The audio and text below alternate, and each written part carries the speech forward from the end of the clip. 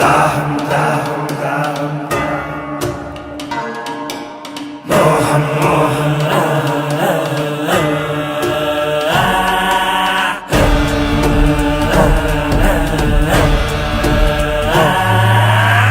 దాహం దాహం అధికార దాహం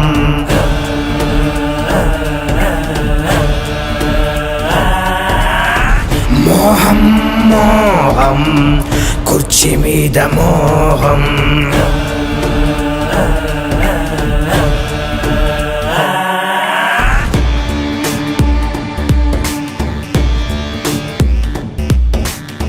మరిచింది రక్త సంబంధం ఆరింది పులివెందుల దీపం పెరిగింది క్రోధం ఇది జగన్నాథ వ్యూహం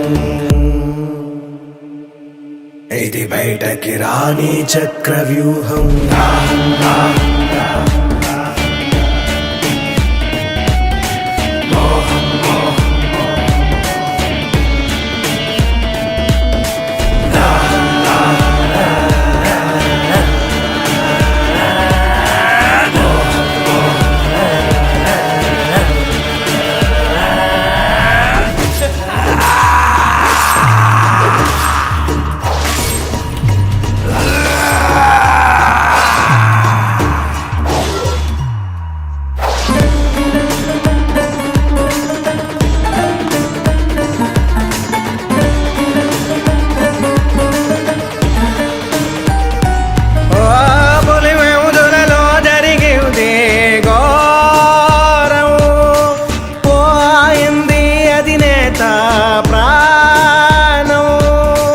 రగిలే సెగల దాటాడు తీరం జగనే రణమై చేశాడు నేరం జరిగింది జగన్మోహన పట్టాభిషేకం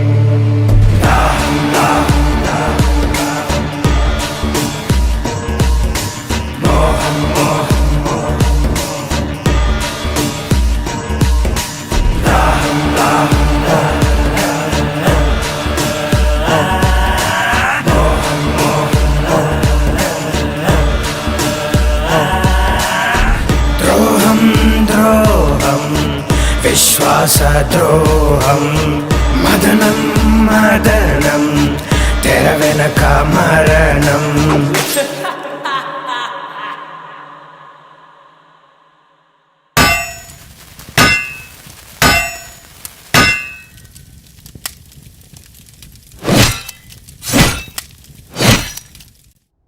అనాదిగా వస్తున్న ఆచారం మనిషికి మనిషికి మధ్య ఉన్న సంబంధం ఆదిమానవుడి కాలంలో ఆకలి కోసం కడుపు నిండాక స్థలం కోసం బతకడం తెలిసాక ఎదగడం కోసం పేర్లు మారుతున్నా వాటిని పొందడానికి జరుగుతున్న సాంప్రదాయం పేరు మాత్రం యుద్ధం. ఓసారి రాయలసీమ ప్రాంతంలో జనం దైవ సమానంగా కొలిచే ఓ రాజు.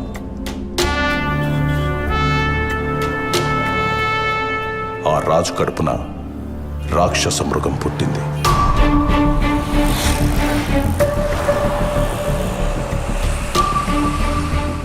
అది అధికార కాంక్షతో రగిలిపోతూ మంచి చెడు మర్చిపోయి తన మన భేదం లేకుండా మారణ హోమాన్ని తలపించే భీకర యుద్ధాన్ని సృష్టించి ఎదగడం ప్రారంభించింది. ఈ కథ మీకు అర్థం కావాలంటే ముందు మీకు పాత్రధారుల గురించి తెలియాలి. ఇది మన కథానాయకుడి వంశవృక్షం. ఎడుగూరి సందింటి ఫ్యామిలీ ట్రీ అంటే YS family tree. YS Venkatreddy అనే పెద్ద మనిషికి 2 భార్యలు. మొదటి భార్య లక్ష్మమ్మ, రెండో భార్య మంగమ్మ. మొదటి భార్యకి ఒకే ఒక కుమారుడు, ఆయనే చిన్న కొండారెడ్డి. రెండో భార్య మంగమ్మకు 4 మగబిడ్డలు, 5 ఆడబిడ్డలు. ఈ 4 ఒకడు రాజారెడ్డి. ఆయన భార్య జయమ్మ. వాళ్ళకి 6 మంది మగబిడ్డలు, 5 మంది ఆడబిడ్డలు. అక్కడ మొదటి భార్య కొడుకు చిన్న కొండారెడ్డికి కూడా 6 మంది మగబిడ్డలు, 5 మంది ఆడబిడ్డలు. ఇప్పుడు మన కథకి సంబంధించినట్టు రాజారెడ్డి కొడుకుల్లో ఒకరు ఆంధ్రప్రదేశ్ గర్వం రాజశేఖర్ రెడ్డి, ఇంకొకరు ఆయన తమ్ముడు వైఎస్ వివేకానంద రెడ్డి. అక్కడ చిన్న కొండారెడ్డి ఫ్యామిలీ నుంచి మన కథకి సంబంధించినట్టు ఆయన మగబిడ్డల్లో వైఎస్ భాస్కర్ రెడ్డి మరియు ఆడబిడ్డల్లో వైఎస్ సుగుణ. వీళ్ళిద్దరూ ఇంకో ఫ్యామిలీ నుంచి కుండమార్పిడి పెళ్లిళ్ళు చేసుకున్నారు. వైఎస్ భాస్కర్ రెడ్డి లక్ష్మమ్మకు పుట్టిన మగబిడ్డ వైఎస్ అవినాష్ రెడ్డి. అక్కడ వైఎస్ సుగుణ గంగిరెడ్డికి పుట్టిన ఆడబిడ్డ వైఎస్ భారతిరెడ్డి. ఇక్కడ మన అధినేత రాజశేఖర్ రెడ్డికి ఒక మగబిడ్డ, ఒక ఆడబిడ్డ. మగబిడ్డ పేరే వైఎస్ జగన్మోహన్ రెడ్డి, ఆడబిడ్డ పేరు వైఎస్ షర్మిల. ఆయన తమ్ముడు వైఎస్ వివేకానంద రెడ్డికి ఒక ఆడబిడ్డ, ఆమె పేరే వైఎస్ సునీత.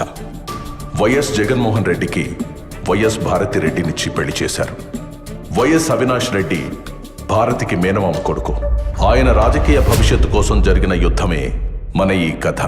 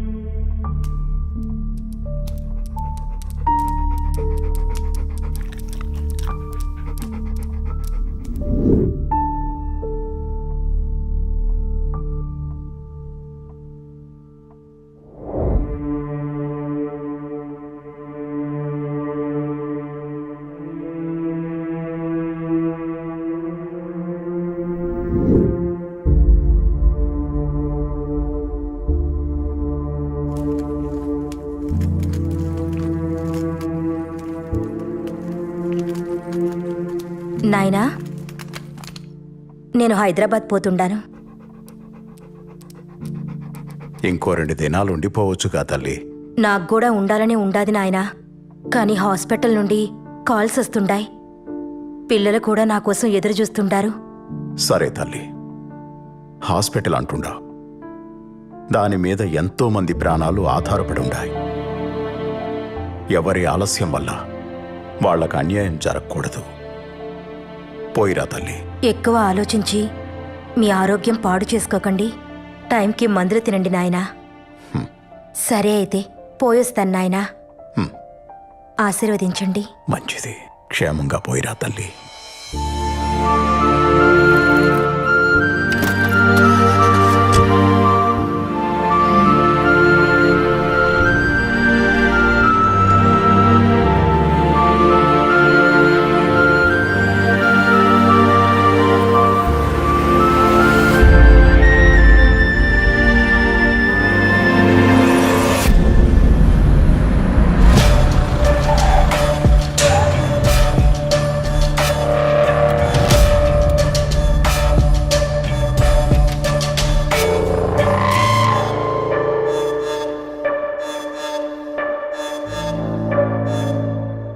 మీతో కొంచెం మాట్లాడాలి చిన్నాయన.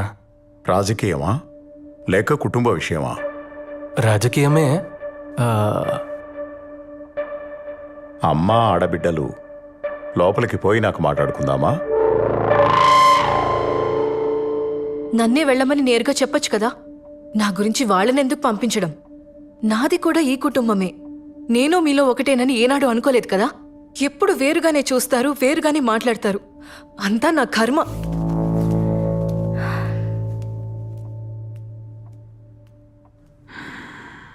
మేము కొత్త పార్టీ పెడతాండాం నాయన పేరు మీద. మీరు కూడా మాతోనే ఉంటారనుకుంటున్నాను. ఎవరెవరున్నారు మీ పార్టీలో? అంతా మనకు తెలిసిన వాళ్లే. గుంటూరులో దినేష్, నెల్లూరులో నరేష్, ఇంకా కడపలో మన అవినాష్.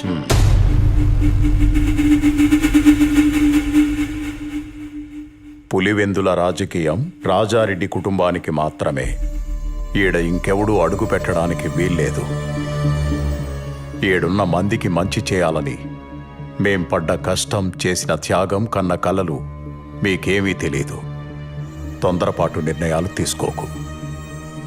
ఈ నియోజకవర్గం మన కుటుంబ కిరీటం, మర్చిపోకు. దీని గురించి మనం మళ్ళా అయినా మాట్లాడుకోవచ్చు లేచి నాయన. ఇంకో విషయం, మీ దగ్గరున్న మా నాయన భూమి నాకు ఇస్తే. మీ నాయన భూమా? ఇద్దరం కలిసి అంతా సంపాదించుకున్నాం. నా అన్న, నేను వేరువేరని ఎప్పుడూ అనుకోలేదు. అన్న భూమి కొంత నా పేరు మీద ఉన్నట్టే నా దుడ్డు కూడా చాలా వరకు ఆయన దగ్గర ఉండిపోయి ఉండాది. అయితే ఎప్పుడొస్తుంది మా చేతికి ఆ భూమి? ఎవరెవరికి ఏమేం రాసివ్వాలి? షర్మిలకు, విజయమ్మకు ఏం రాసివ్వాలి? నీకేం రాసివ్వాలి చెప్పు. ఇప్పుడే రిజిస్ట్రార్ ఇంటికి పిలిపిద్దాం. అంటే అది ఇప్పుడే ఇచ్చేయమని కాదులే చిన్నాయనా, నువ్వింకా ఉండనివ్వున్నావుగా. మెల్లగా అన్ని చూసుకుందాంలే. మనం పెట్టే కొత్త పార్టీకి నువ్వే పెద్ద దిక్కుగా ఉండాలి చిన్నాయనా. మిగతా చిన్న చిన్న విషయాలు, సీట్లు ఎవరికివ్వాలి, ఎవరిని ఎక్కడ నిలబెట్టాలి అనేవన్నీ నేను చూసుకుంటాను. మరి తొందరలోనే మీటింగ్ పెట్టి అనౌన్స్ చేసేయమంటారా? మీ నాయనకు నాకు రాజకీయ భవిష్యత్ ఇచ్చింది కాంగ్రెస్ పార్టీ. ఆ పార్టీని వదిలి నేనెక్కడికి రాలేను. ఆవిడకి ఎదిరిళ్లే ముందు ఒక్కసారి ఆలోచించుకో. ఎందుకంటే నువ్వు ఎక్కడెక్కడ ఏమేం చేశావో మీ నాయన కన్నా ఆవిడికే బాగా తెలుసు. నీ గతంలో ఉండే ఒక్క పేజీని బయటికి లాగిందంటే నువ్వు కూర్చుని కలగంటున్నది మొత్తం తలకిందులైపోతుంది. మీరు చెప్పిన వాటికల్లా భయపడుతూ ఉంటే ఉండే చోటు నుండి ఒక్క అడుగు కూడా బయటకేయలేం. అన్నిటికీ తెగించే పార్టీ పెడతాండా. అండగా ఉండాలనుకుంటే రండి, లేదంటే వెళ్ళొస్తానండి.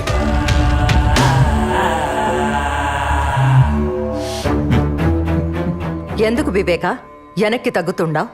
పార్టీ పెద్దగా నిన్నే ఉండమని అడుగుతా ఉండాడు కదా.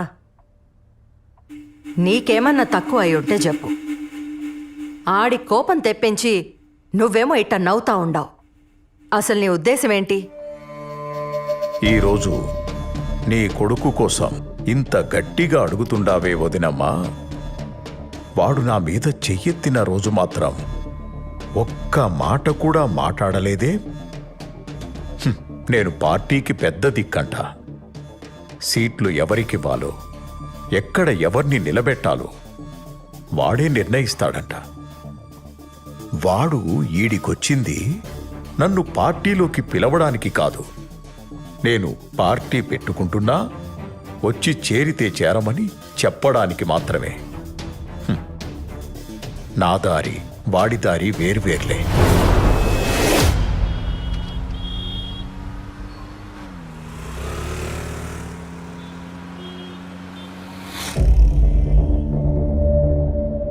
ఆయన నన్నలా లోపలికి పొమ్మంటుంటే నువ్వేం అనలేదే. మీరంతా ఒకటే కదా, నేనే పరాయిదాన్ని. మా వాళ్ల గురించి అన్నేసి మాటలు అంటుంటే కిక్కురు మనకుండా పక్కనే కూర్చున్నావు. అయినా నువ్వేమంటావులే, ఆయన కూడా మీ కుటుంబమే, మీ రక్తమే కదా. నేనే బయటదాన్ని. ఇవన్నీ పోనీ ఆస్తి రాసిస్తానంటే వద్దంటావేంటి? భారతి, అది నా ఆస్తి.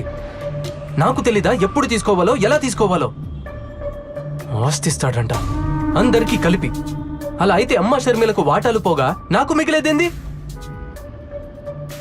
అదిగాక నేను ఆస్తి గురించి అడుగుతా ఉంటే ఆయన నాన్న దగ్గర పెట్టిన దుడ్డు గురించి చెప్తున్నాడు. ఇట్టే ఇంకా ముందుకు పోతే మొదటికే మోసం వస్తుందని మధ్యలోనే ఆపేసిన్నాను. ఈ ఎలక్షన్లు అయిపోని అందరికీ లెక్కలు సక్కంగా చేస్తా. ఎవరిని ఎక్కడ పెట్టాలో అక్కడే పెడతా. బావా, నీ తెలివిని కనిపెట్టడం చాలా కష్టం.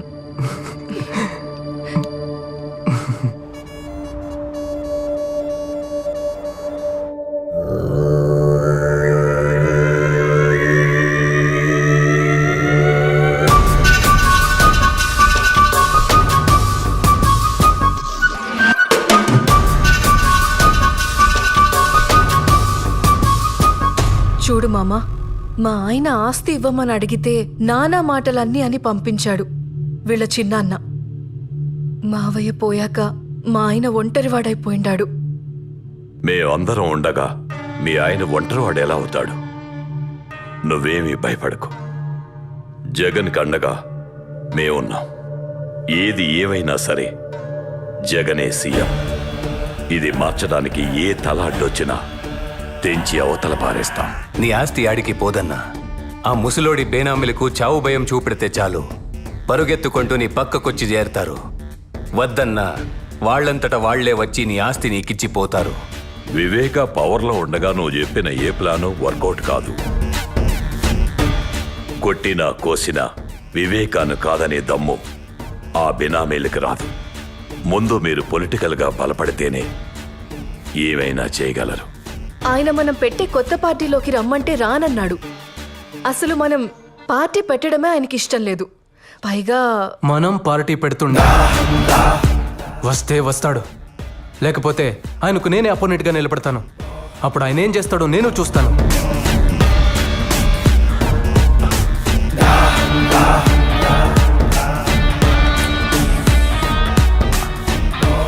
నువ్వు వివేకకి పోటీగా వెళ్తే అతనికి కోపం వస్తుంది. వివేక కోపం వాలికొన్న వరం లాంటిది. ఎదురుగా ఎవడున్నా సరే సగం బలం ఇట్టే లాగేసుకుంటాడు.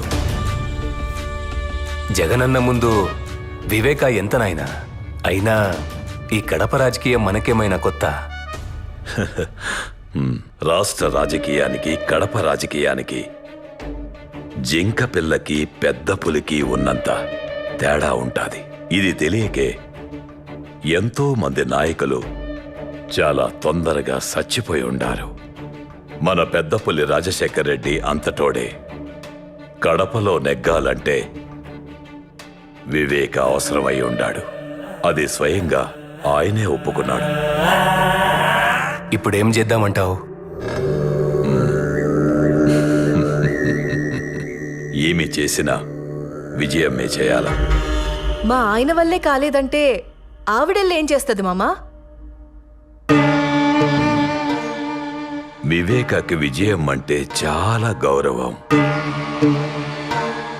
ఆవిడ ఎలక్షన్లో నిలబడతాదంటే వివేక పోటీలో కూడా ఉండడు. దాహం దాహం అధికార దాహం.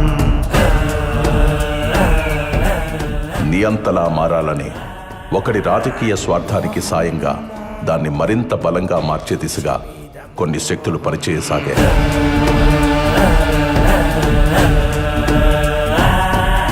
అదే అదునుగా తన అధికార దాహానికి అయిన వాళ్ళనే కాకుండా అవకాశం ఉన్న ప్రతి ఒక్కరిని వాడుకోవడం మొదలుపెట్టాడు.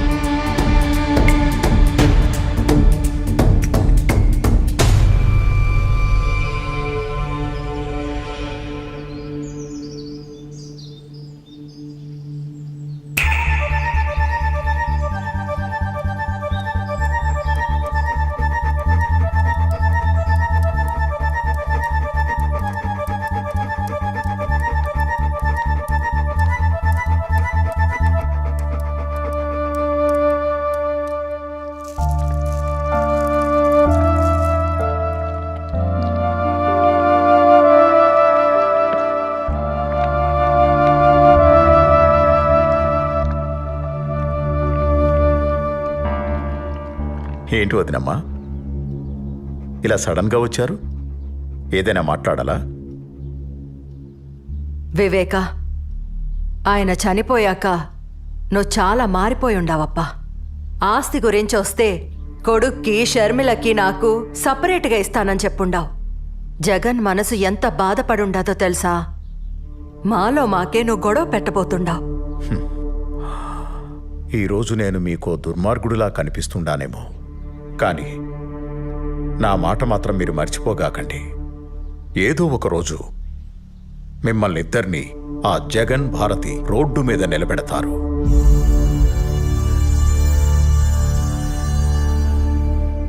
అప్పుడు తెలుస్తుంది మీకు ఈ వివేక మాట విలువ.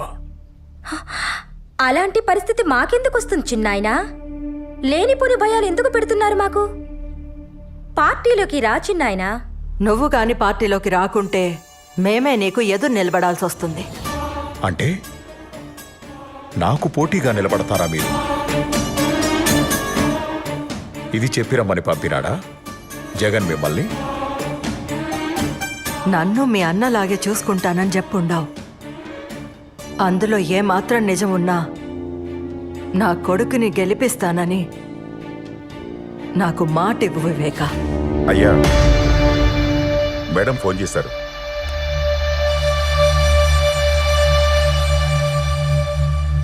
Hello madam. नमस्ते विवेक जी। आपने वादा किया था कि आप पार्टी के प्रति वफादार रहेंगे। इस वादे को निभाते हुए इस बार आपको कांग्रेस पार्टी के लिए पुलिवेंदला से चुनाव लड़नी होगी। अगर आप हमारे साथ खड़े रहोगे तो हमें बेहद खुशी होगी। विवेका जी, आप सुन रहे हो?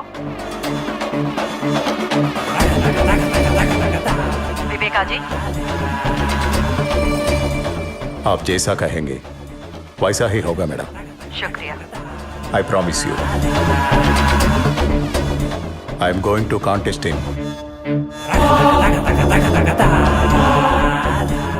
Pulivendula constituency. Okay, madam. Thank you.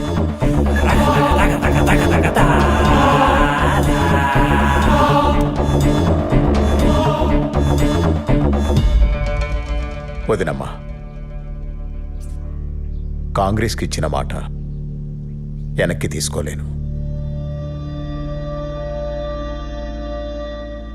అలాగని చనిపోయిన మా అన్న కుటుంబానికి అన్యాయం చేయలేను. నా ఇంటి గడప తొక్కి కన్నీటితో అడిగిన మీ మాటను కాదనలేను.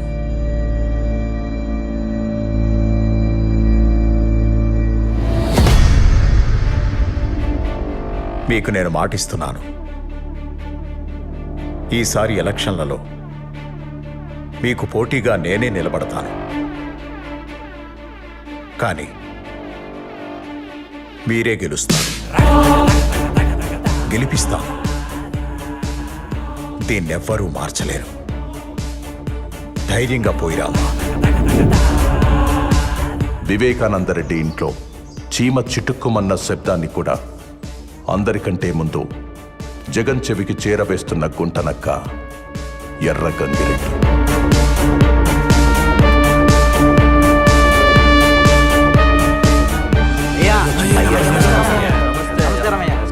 అయ్యా, మీరట కాలు మీద కాలేసుకొని కూర్చోండి. ఈసారి కూడా గెలుపు మనదే.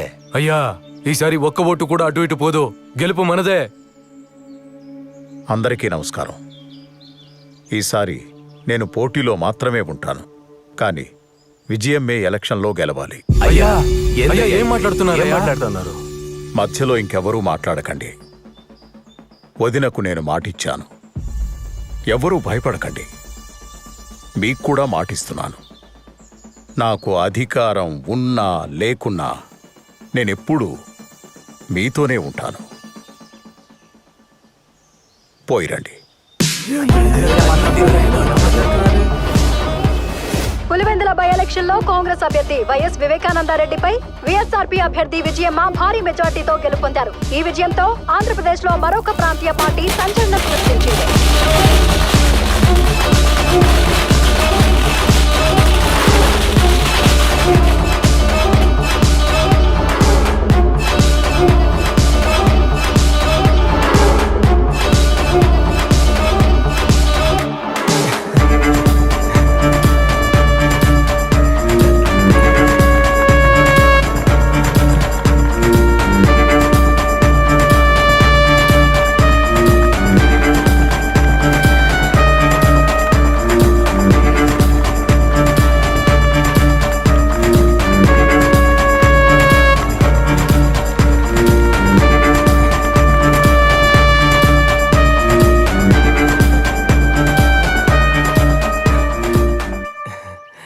మనం గెలిచిండా నాయన, చాలా సంతోషంగా ఉండదు. ఈ టైంలో మీ నాయన ఉంటే ఎంత బాగుండునో గదా. మీ నాయన పొగోడికి మాటిచ్చినా పొరపాటును కూడా మర్చిపోయి ఉండేవాడు కాదు. వివేక కూడా అచ్చం ఆయనలానే ఉండాడు. ఇచ్చిన మాట నిలబెట్టుకుండాడు. ఒకసారి పోయి మీ చిన్నాయన్ని పలకరించొద్దామా? దేనికి? ఏం అవసరం లేదు. నువ్వు గెలిచింది ఆయన మాట మీద కాదు, మా కష్టం మీద. నాకు పనుండది, పులివెందుల దాకా పోయేస్తా.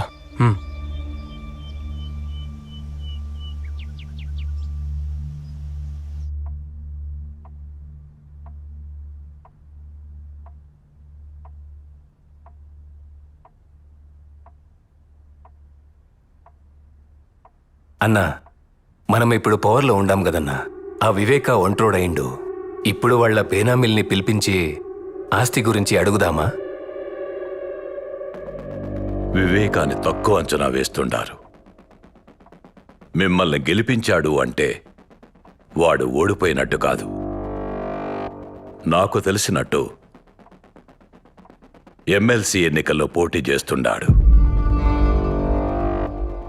ఎమ్మెల్సీ ఎన్నికలు ఉంటాయని కూడా తెలియకుండానే రాజకీయాలకు వచ్చేసుండారా మీరిద్దరూ? ఉప ఎన్నికల్లో ఓడిపోయి డిపాజిట్ ను కాపాడుకున్న వైఎస్ వివేకానందరెడ్డిని వ్యవసాయ శాఖ మంత్రిని చేసిన ప్రభుత్వం గతంలో ఎమ్మెల్సీగా పనిచేసి పదవీ కాలం ముగియడంతో రాజీనామా చేసిన వైఎస్ వివేకానందరెడ్డిని ప్రభుత్వం మళ్లీ ఎమ్మెల్సీని చేసి వ్యవసాయ శాఖ మంత్రిని చేసింది.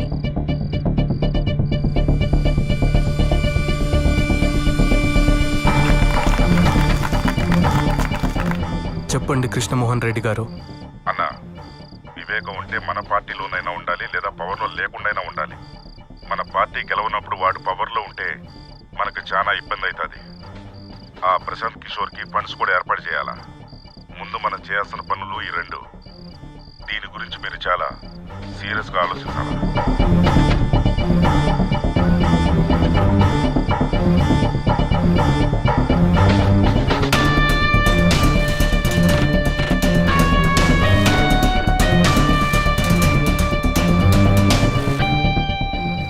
రెండు 2014 ఎలక్షన్ తర్వాత ఆంధ్రప్రదేశ్ రాష్ట్రంలో కాంగ్రెస్ కనపడకుండా పోయింది. అప్పుడు మనోడు మళ్లీ ఆట మొదలు పెట్టాడు.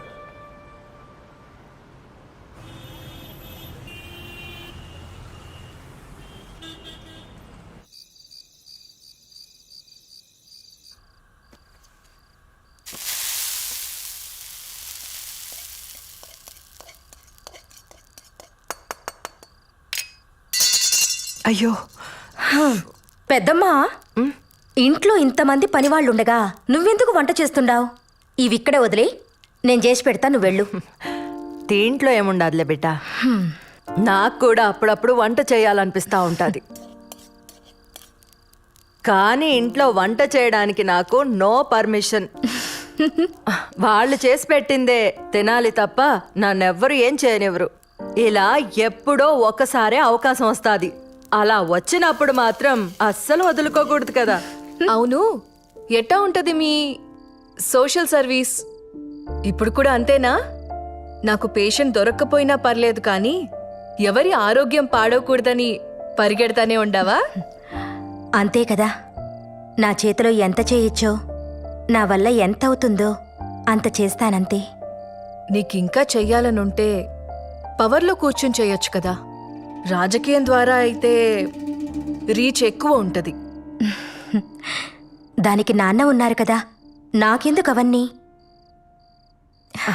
మీ నాయనకి నువ్వన్నా చెప్పమ్మా. ఆయనతో జనాలకి ఎంత అవసరమో ఆయనకి రాజకీయం కూడా అంతే అవసరం. మేం చాలాసార్లు అడిగి చూసినాం, ఒక్కసారి కూడా మా మాట వినకపాయే.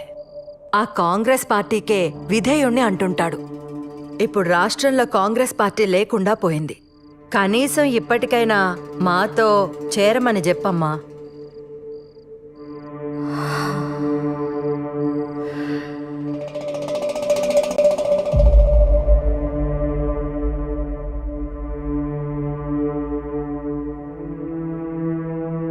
నాకు మరొక దారి లేదంటుండావా వదినా?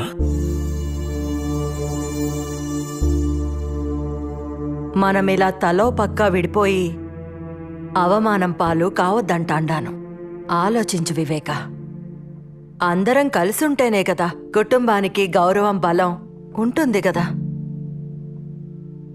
నువ్వొక్కడివే ఇలా ఏం చేస్తావు చిన్నాయనా?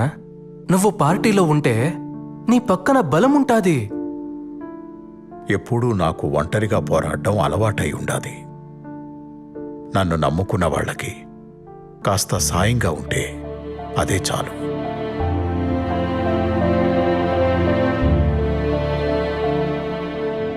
అమ్మా సునీత, నువ్వైనా చెప్పమ్మా మీ నాయనకి. ఎందుకంత మొండి పట్టు పట్టుకుని కూర్చుండావు నాయనా? వీళ్ళు తప్ప మనకెవరుండారు? ఏదైనా అందరూ కలిసే చేయండి, అది రాజకీయమైనా ఇంకేదైనా.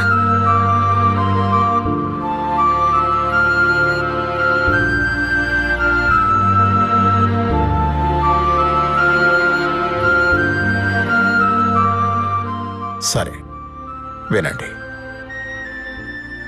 మీరన్నట్టే కానియండి.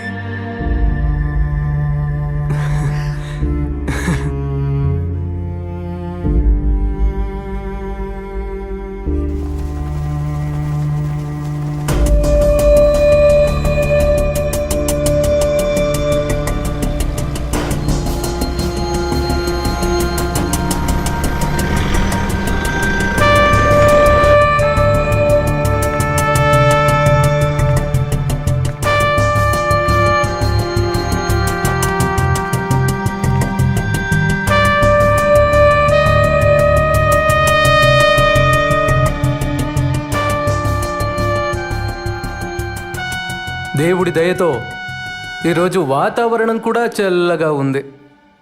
చక్కటి చిరునవ్వులతో ఆప్యాయతను చూపిస్తూ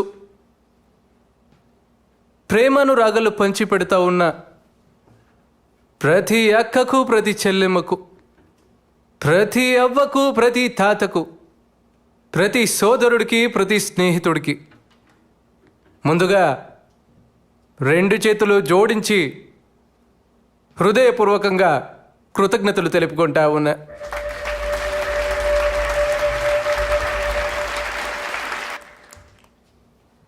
తెలుగు వారి గుండెల్లో, తెలుగు రైతుల గుండెల్లో ఎప్పటికీ నిలిచిపోయే ఒక మహా వ్యక్తి, ఓ మంచి మనిషి వైఎస్ఆర్ గారు, నాన్నగారు. దానితో పాటు నాన్నగారు లేని లోటుని మా చిన్నాయన వివేకానంద రెడ్డి గారు తీర్చుతున్నారు.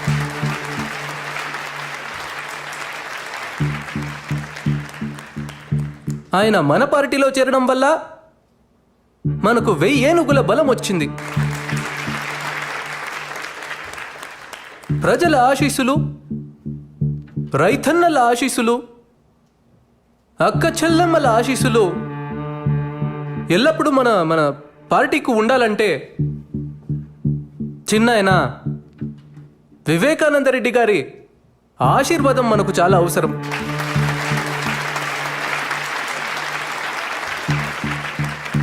ఇప్పుడు మన పార్టీ గురించి, మన కర్తవ్యాల గురించి చిన్నాయన మీకందరికీ తెలియజేస్తాడు. ఈ 2 మాటలు చెప్పి నేను సెలవు తీసుకుంటా ఉన్నా. మా అన్న రాజశేఖర్ రెడ్డి బిడ్డ మన వైఎస్ జగన్ మంచి ఉద్దేశంతో పార్టీ పెట్టుండాడు. రైతులందరికీ అలాగే పేదలకు మంచి చేయాలని ఈ పార్టీ పెట్టుండాడు. ఈ పార్టీకి మా సపోర్టే కాదు, మీ అందరి సపోర్టు కావాలి. మీ అందరూ మీ జగనన్నని గెలిపించండి. నమస్కారం.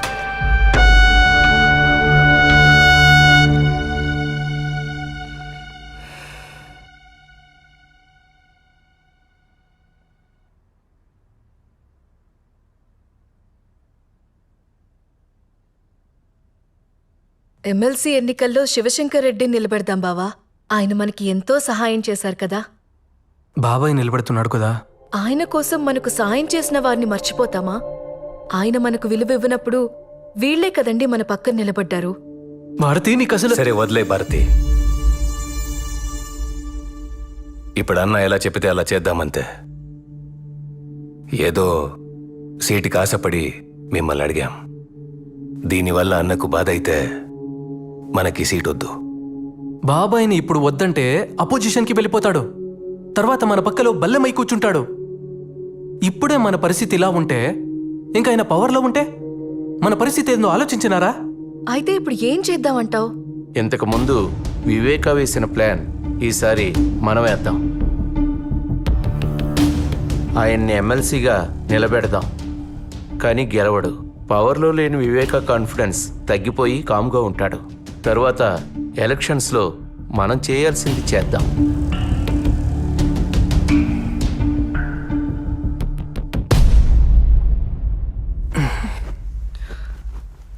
సరే కానివ్వండి.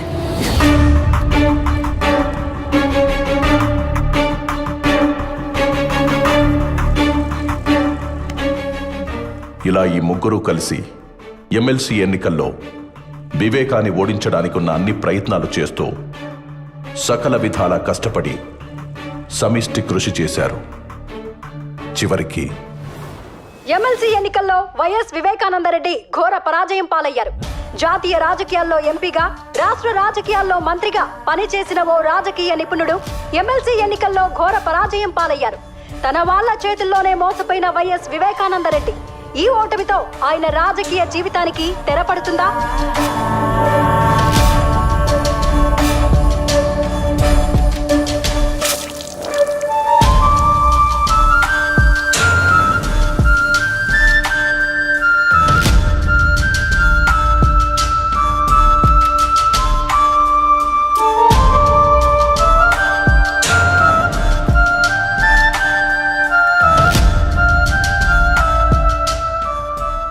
దశాబ్దాల రాజకీయ జీవితంలో వివేకాకు ఈ ఓటమి అతిపెద్ద అవమానమైంది.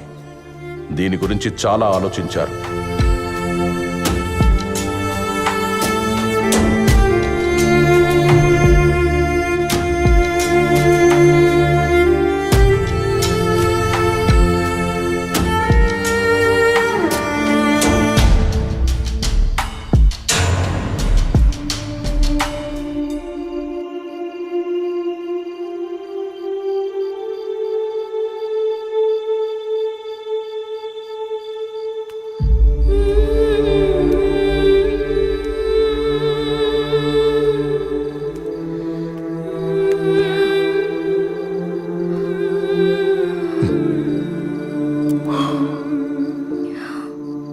బాగుండావా నా బంగారు తల్లి?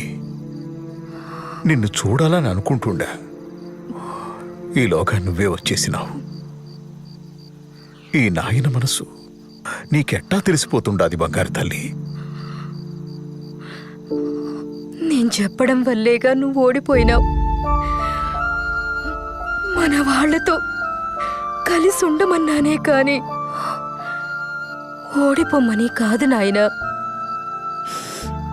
ఎందుకో ఈ ఓటమిని చూడలేకపోతుండాను. అయ్యో పిచ్చి నా తల్లి, రాజకీయాల్లో ఓడిపోవడం గెలవడం సహజమే. ఇప్పుడు ఓడిపోయాను, ఇంకోసారి మళ్ళీ గెలుస్తాను. జనాల్లోకి పోయి తిరుగుతాను, ఎక్కడ తప్పు జరిగిందో తెలుసుకుంటాను. నీకోసం వచ్చే ఎన్నికల్లో తప్పకుండా గెలుస్తాను.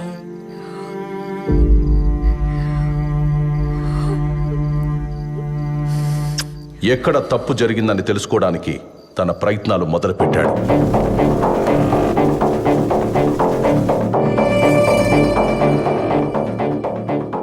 తన ఇన్నేళ్ల రాజకీయ అనుభవంతో వివేక తన ఓటమికి కారణాలు కనుక్కున్నాడు.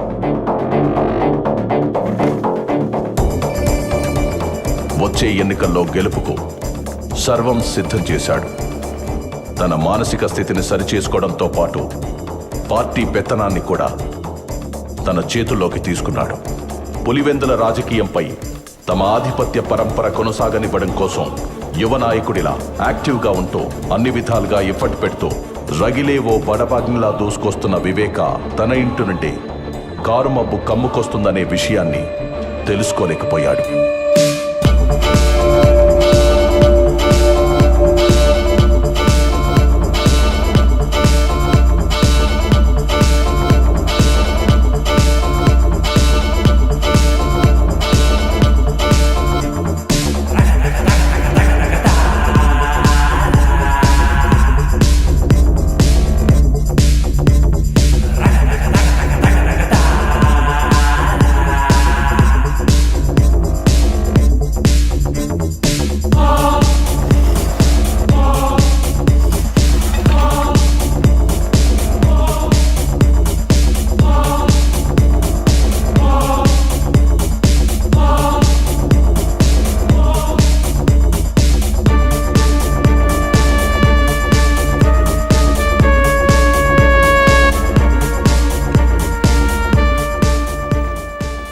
గడుస్తున్న కొద్దీ పార్టీలో వివేకా చరిష్మా పెరిగి అది తన రాజకీయ భవిష్యత్తుపై ప్రభావం చూపుతుందనే భయం మొదలైంది.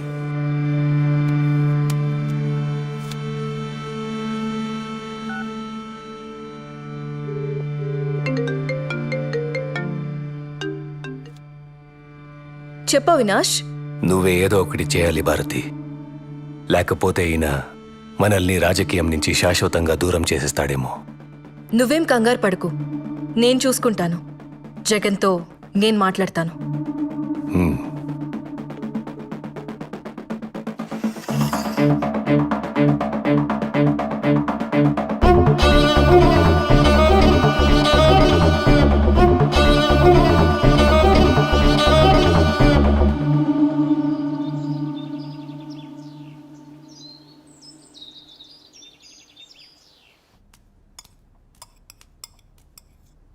మీతో కొంచెం మాట్లాడాలి చిన్నమామ.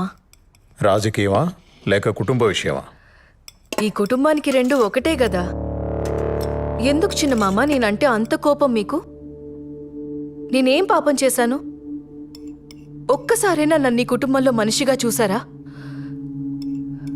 షర్మిలమ్మ, నేను, సునీత కలిసే పెరిగాం కదా. షర్మిలమ్మను హైలైట్ చేసి మెచ్చుకున్నట్లు, గౌరవించినట్టు ఎప్పుడైనా నా గురించి ఒక్క మంచి మాట అన్నారా? షర్మిలమ్మను ఎవ్వరూ ఊరికే హైలైట్ చేయడం లేదమ్మా.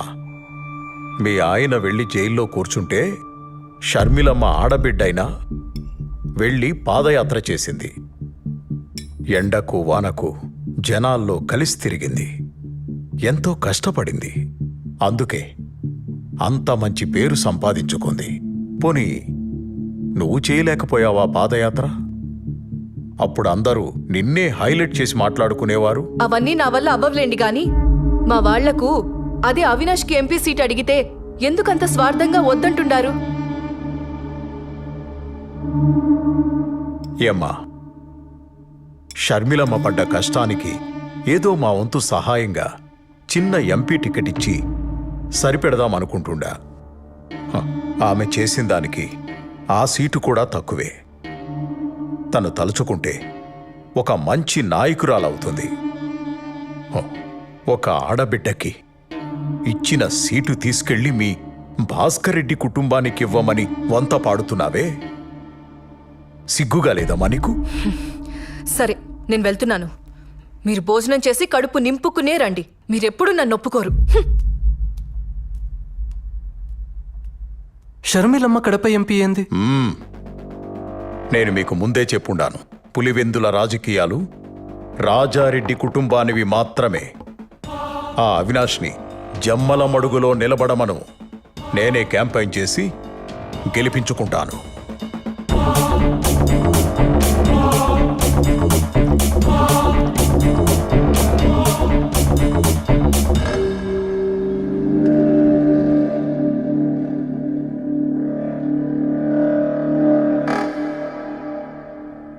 ఏమంటున్నాడు? మా వాడికి సీట్ ఇవ్వడు, అంతే కదా? వదిలే భారతి, మేం మీతో ఉండేది సీటు కోసం కాదు, జగనన్న మీదున్న ప్రేమతో. అన్నా, నీకు కష్టం వచ్చినప్పుడు మా చేతనైంది చేసిండాం. నువ్వు నాకు సీట్ ఇచ్చినా లేకపోయినా మేమెప్పుడూ నీ పక్కనే ఉంటాం. మీ మంచితనం జగన్కి ఇంకా అర్థం కావడం లేదులే బావా. వాళ్ళ బాబాయ్ చేతిలో కీలు బొమ్మలా ఆడుతాండాడు. జగన్ బాగు కోసం మనం ఆలోచిస్తా ఉంటే ఈయనేమో వీళ్ళ బాబాయ్కి సపోర్ట్ చేస్తా ఉండాడు. ఆవిడ పాదయాత్ర చేసిందంట. ఆవిడ మీదే మన రాజకీయ భవిష్యత్తు ఆధారపడి ఉండాదంట. కాసేపు నువ్వు గమ్మునుంటావా? ఏం చేయాలో ఏం చేయకూడదో నాకు తెలుసు. ఈడ ఎవరు పాదయాత్ర చేసినా జనం వచ్చింది మాత్రం నా ముఖం చూసి.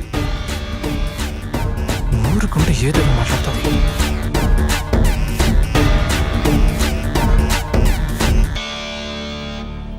ఎలా ఉన్నారు చిన్నాయన? సడన్ గా పిలిచినారు? షర్మిలమ్మ, కడప ఎంపీగా నువ్వే నిలబడుతుంటావు. చిన్నాయన, అన్న చెప్పారు కదా ఆ సీటుని అవినాష్కి ఇస్తున్నారని. మరి నీ సంగతి ఏంటి తల్లి? నాదేముంది, మనది పార్టీ, మనది జెండా. అయినా అన్న ఇప్పుడు నాకేం తక్కువ చేస్తున్నాడు? అది కాదు తల్లి, పార్టీ మనదనుకోవడం వేరు, పార్టీ పవర్లో మనం ఉండడం వేరు తల్లి. నాకేం తెలుసు చిన్నాయన ఈ రాజకీయాలన్నీ. నీకేమీ తెలియకుండానే పాదయాత్ర చేసినావా? జైల్లో ఉన్న మీ అన్నని జనాలు నమ్మేటట్టు చేసినావా? వాడి మీద పడ్డ మచ్చని చెడ్డ పేరుని పోయేలా చేసినావా? అసలు పార్టీకి ఇన్ని సీట్లు రావడానికి, ఇంత నమ్మకం ఉండడానికి అది నీ పాదయాత్ర ఫలితం తల్లి. నా అన్న రాజశేఖర్ రెడ్డి బిడ్డగా జనం వాడిని చూడడం.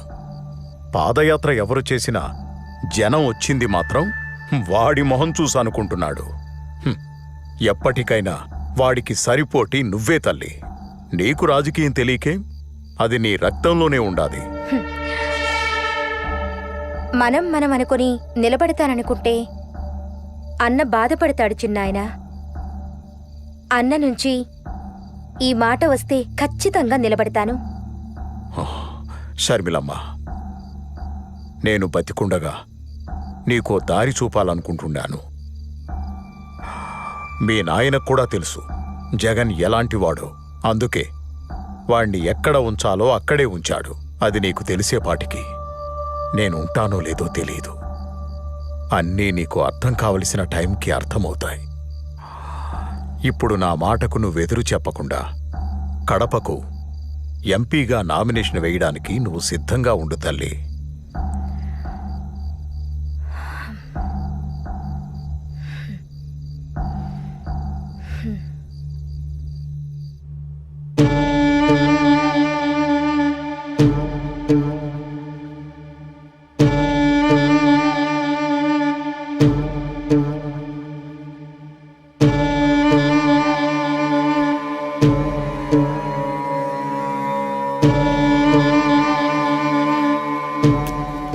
ఈసారి ఎలాగైనా మనం గెలవాలి జగన్ గారు. ఏదో ఒకటి చేయండి. మన కోడి కత్తి ప్లాన్ కూడా వర్కౌట్ అవ్వలేదు. ఈసారి ఏదైనా చేస్తే కొంచెం ఎమోషన్గా ట్రై చేయాలి. ఏం చేద్దాం మరి, మీరే చెప్పండి. దాన్ని మీరు మాట్లాడుకోండి. మిగతాది గ్రౌండ్ రిపోర్ట్ వచ్చినాక మనం మళ్ళీ కలుద్దాం. Some emotional things has to happen. చూడండి, ఇది మాత్రము గట్టిగా గుర్తుపెట్టుకోండి. వస్తాను.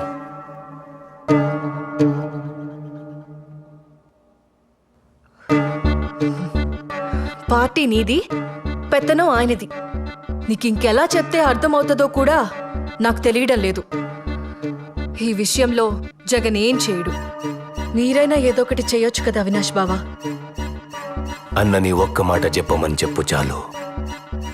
అన్న కోసం ఏదైనా చేస్తాను. వివేక సార్లాగా సొంత నిర్ణయాలు నేను తీసుకోను. అన్న మాటకు నేను కట్టుబడి ఉంటాను. అన్న వెంటే ఉంటాను. బావుంది. మీరు మీ అన్న మాట వింటారు, ఆయన వాళ్ళ బాబాయ్ మాట వింటారు. ఇదిలాగే ఉంటే ఏదో ఒక రోజు షర్మిలమ్మని సీఎం చేసేస్తాడు. అప్పుడు మనమందరం కలిసి అడుక్కు తిందాం. సరే, ఈ మాటలన్నీ ఎందుకో, ముందు ఏం చేయాలో అది చూడండి. పీకే చెప్పాడు కదా సింపతి వర్కౌట్ అవ్వాలని. అన్నా, ఇది చాలా కష్టమైన పనన్నా. నీకోసం ఎంత కష్టమైనా భరిస్తాను, కానీ అడ్డుంది పెద్ద నీడ. ఇంతకంటే పెద్ద నీడల్నే. చూడు, నీకు కావలసిన సపోర్ట్, ఇన్ఫ్లుయెన్స్ నేను చూసుకుంటాను. నువ్వేం చేయాలనుకున్నావో చేసేయి. సరే అన్నా, అయితే మనకున్న అడ్డుని శాశ్వతంగా తొలగించేస్తానన్నా. నీకు రాజకీయ భిక్ష పెట్టుండాను. ఆ కృతజ్ఞతను చూపెట్టే సమయం ఇది. నువ్వేం చేయాలనుకున్నావో చేయి. నేను సీఎం అవ్వాలి, అంతే.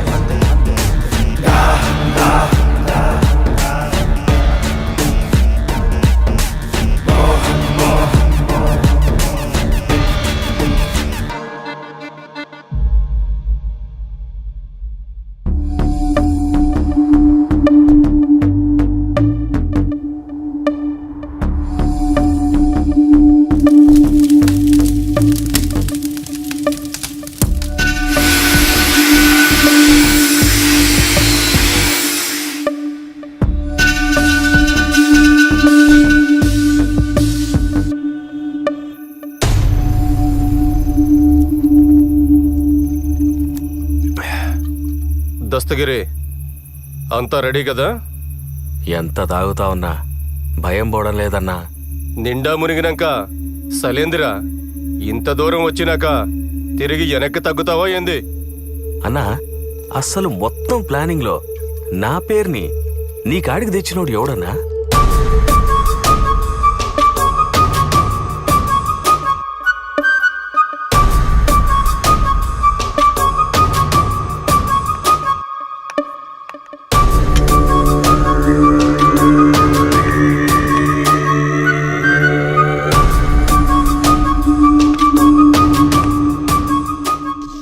ఏంది నాయన ఇంత కూల్గా ఉన్నావు? అప్రూవల్ వచ్చిండాదిగా, ఏం ప్లాన్ చేసిండావు? ఇన్నాళ్ళు పులివెందులకి పోతురాజులా నిలబడి మన పని ప్రతి దానికి అడ్డుపడుతుండేవాడు. ఇప్పుడు ఆ పోతురాజుని పులివెందల నుండి నేరుగా పైకి పంపిస్తున్నా. అది నాయన మగోడి మాట మాట్లాడినావు. ఇంతకీ ఎలా చేపిస్తుండావు? ఎవరితో చేపిస్తుండావు? ఇది చేయడానికి బయట వాళ్ళని తీసుకొచ్చినా లేదా మనాళ్లతోనే ముందుకెళ్ళినా ప్రాబ్లం మనకి. ఇంకా మనాళ్లలో వివేకాన్ని చంపే మగాడు ఎవడైనా ఉండాడనుకుంటున్నారా? ఒకవేళ చంపినా ధైర్యంగా తిరగలేక దొరికిపోతాడు. ఇది సక్కంగా అనుకున్నది అనుకున్నట్టుగా అవ్వాలంటే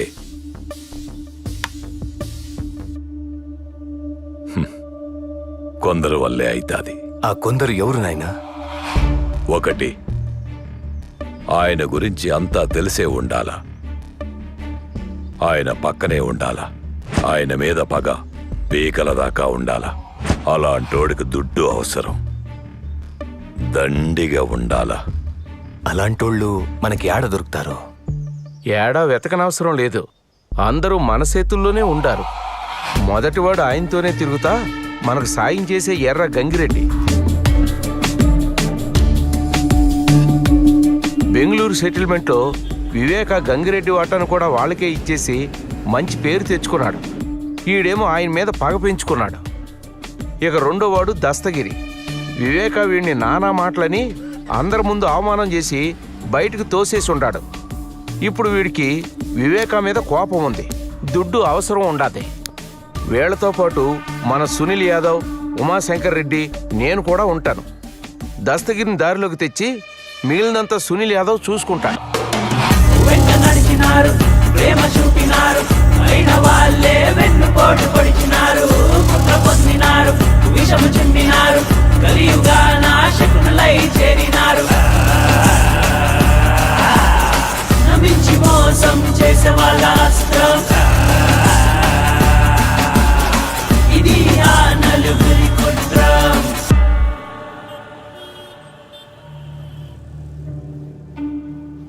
ఈ నాయాళ్ళలో పట్టాలు నన్ను వదిలేటట్లేరుగా. వీళ్ళందరికీ పిచ్చి పట్టుండదో ఏమో.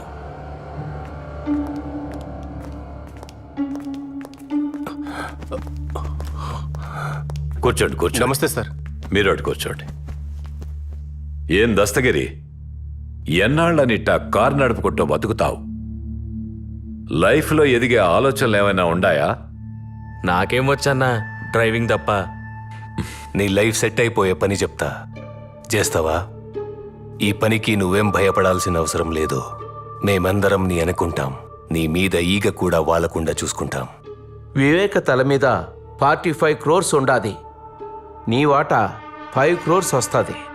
ఎక్కువగా ఆలోచించుకో. మాకు ఈ పని చేసి పెట్టినావంటే చాలు, నీ దశ తిరిగిపోతుందిరా.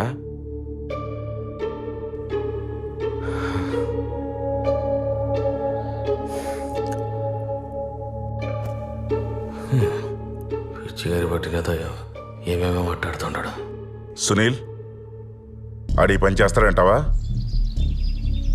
మరేంటాడు మాట్లాడుతూ ఉంటే మధ్యలో లేసి వెళ్ళిపోతా ఉన్నాడు? ఆడిని నేను ఒప్పిస్తానన్నా. ఏమి ఆడంత బతిమాలుకోవాలనా? ఆడు లేకపోతే మనం ఈ పని చేయలేమా?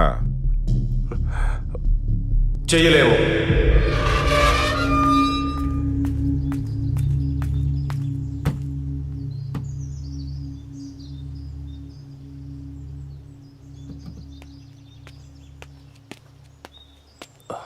ఏం దస్తగిరి మాట్లాడుతుంటే అలా మధ్యలో వదిలేసి వచ్చేసుండవు? లేకపోతే ఏందన్నా పొద్దున ఇంటికి తీసుకొచ్చుండవు. ఆ ఫ్యామిలీ పేరు చెప్తేనే ఉచ్చబోసుకుంటారు వీళ్ళు. వాళ్ళని చంపే సీన్ వీళ్ళకెక్కడదన్నా. పైగా 45 కోట్లంట. వీళ్ళకంత సీన్ లేదన్నా. ఇవన్నీ అయ్యే పని కాదు గాని నే పోతాండా, నువ్వు. సరే, అవుతుందో లేదో నువ్వే చూద్దు గాని రేపు పెళ్లిపేట దగ్గరికి రా.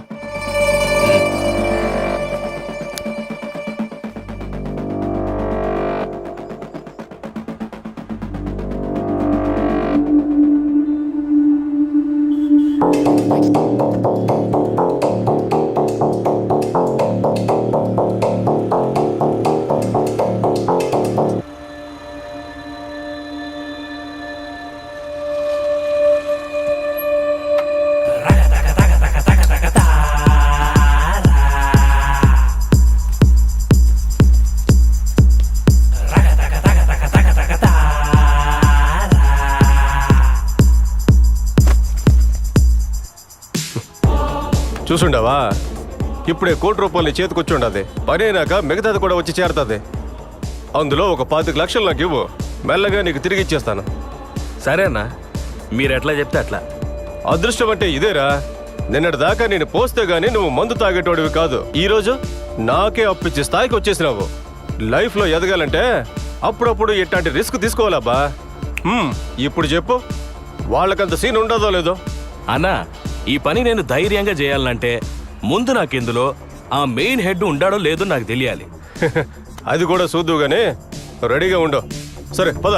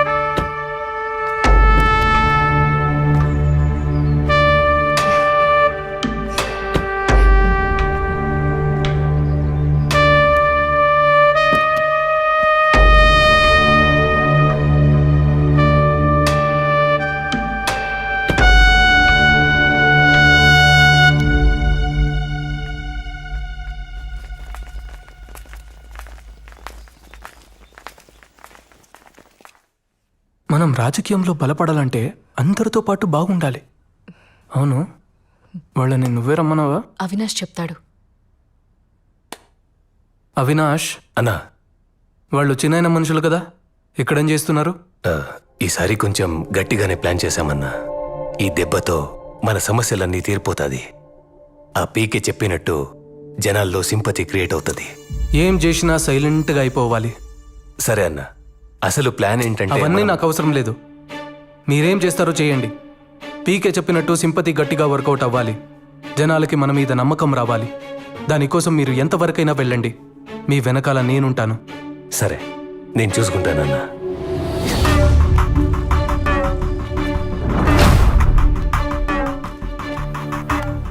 ఏంటయ్యా దస్తగిరి, ఎప్పటికైనా నమ్ముతుంటావా? ఈ పని చేస్తావా? చేస్తానన్నా, నేనే చేస్తాను. అన్నా, నేను మిమ్మల్ని గట్టిగా నమ్ముతా ఉంటానన్నా. ఈ పని నేనే చేస్తానన్నా. అన్నా, వెళ్దామా అన్నా? ఆడ మనకడ్డు ఎవడు లేడు కదా. నైట్ వాచ్మెన్ లేడు, వాని భార్య లేదు. అన్నా, ఆ రంగయ్య గాడేమో ఉట్టి విరికోడు. ఆఖరికి వాడి కుక్క కూడా లేదు. కుక్క అంటే గుర్తొచ్చుండాది. దాన్ని ఎలా చంపేసినారన్నా?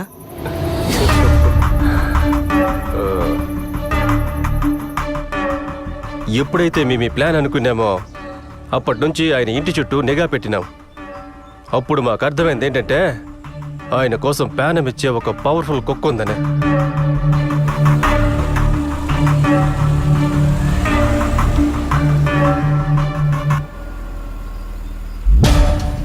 విశ్వాసం లేని బంధువుల కన్నా ఈ పెంచుకున్న కుక్కలే చాలా డేంజర్. దాని ప్యానం పోయినా వివేకాకి ఏం జరగనివ్వదు. దాన్ని చంపేస్తే వివేక ఊపిరి సగం తీసేసినట్టే అనుకున్నాం.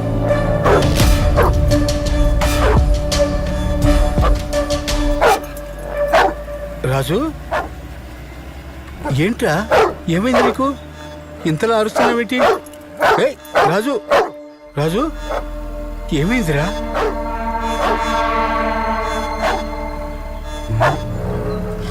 వెళ్ళింది ఇంటి చుట్టూ ఎన్నిసార్లు తిరుగుతూ అంటారు? వీళ్ళ వాకం చూస్తే ఇది తేడాగా ఉండదు. చూడ్డానికి దొంగల్లా కనిపిస్తున్నారే. అరే రాజు, ఎక్కడికి పోతున్నావురా? రాజు ఆగు.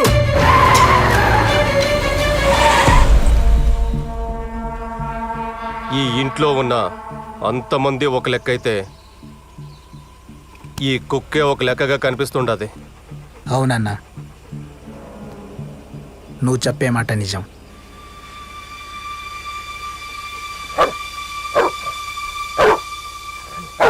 అన్నా, ఇదే కరెక్ట్ టైం అన్నా. బండి ఎక్కించాయి, చంపేయన్నా, చంపేయ్.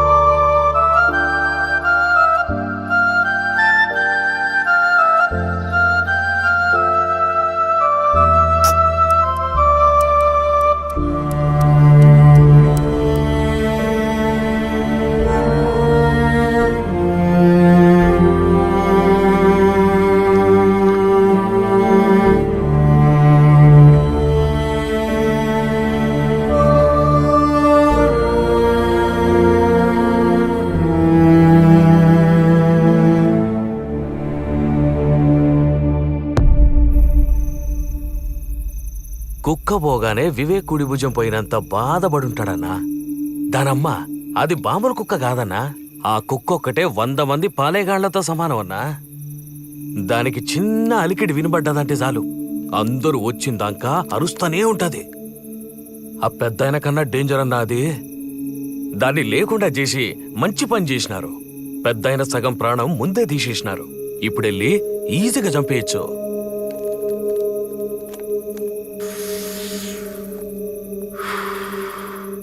వేయడానికి గొడ్డలి మాత్రం మంచి తెచ్చుండవురా.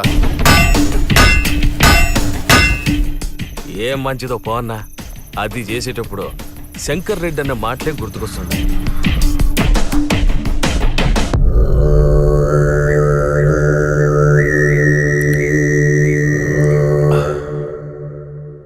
మీరు చేసేది సైలెంట్గా అయిపోవాలా? ఎక్కువ యాగి చేయకుండా ముందు ముఖం మీద తలగడ పెట్టి ఊపిరి ఆపేయండి. సునీల్ అన్న, అనుకున్నది పక్కాగా చేసి రండి. మధ్యలో ఆపేసి మాత్రం రాకండి. అన్నీ 1కి 2 సార్లు చెక్ చేసుకున్నాకే దిగండి. ఈ దెబ్బతో అయిపోవాలి వాడు. నేనంతా చూసుకుంటానన్నా. దస్తగిరి, నాకు గొడ్డలి కావాలప్పా. కొత్త చేయించాలా అన్న? ఏంది చేయించేది? ఈ చుట్టుపక్కల ఎక్కడ మనం ఏం చేసినా వెంటనే వివేకాకు ఫోన్ వెళ్ళిపోతుంది. ఊరికే భయపడమాకు శంకర్ రెడ్డి అన్నా. ఏది ఏమైనా నేను చూసుకుంటా. లేదన్నా, శంకర్ రెడ్డి అని చెప్పింది నిజమే. ఈ ఏరియాలో సీమ సిట్టుకుమన్నా ఆ పెద్దానికి తెలిసిపోతుంది. అలాంటిది మనం కొత్త గొడ్డలొకటి చేపించినామని తెలిస్తే అంతే, నా భార్య ముండమయ్యాల్సిందే. ఏం దస్తగిరే, నువ్వు కూడా భయపడుతున్నావేమి? భయం కాదన్నా, నీకింకా వివేక్ గురించి పూర్తిగా తెలిసినట్లేదు. ఈ ఊరు కాదు కదా, అందుకే ఎగిరెగిరి పడుతుంటాడు. పొరపాటున వివేకాకు తెలిసి పాతాళానికి తొక్కితే అప్పుడు అర్థమవుతుంది ఈడ ఆయన ఏందో, ఆయన పవర్ ఏందో. ఏయ్, అనవసరమైన మాట్లాపి ఇప్పుడేం చేయాలో చెప్పు. నాకు తెలిసినోడొకడు గదిలో కొలిం పెట్టుకున్నాడు. అక్కడే చేయించుకొస్తానన్నా. సునీల్, అంతా జాగ్రత్తగా చూసుకోండి. నేను రేపు వివేక చేసే క్యాంపెయిన్ దగ్గరికి వెళ్తాను. అక్కడి నుంచి మీకు అప్డేట్ ఇస్తూ ఉంటాను. సరే.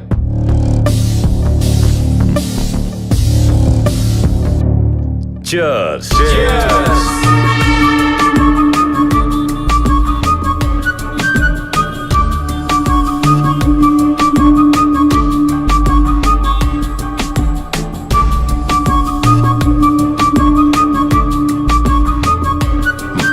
నమస్కారం.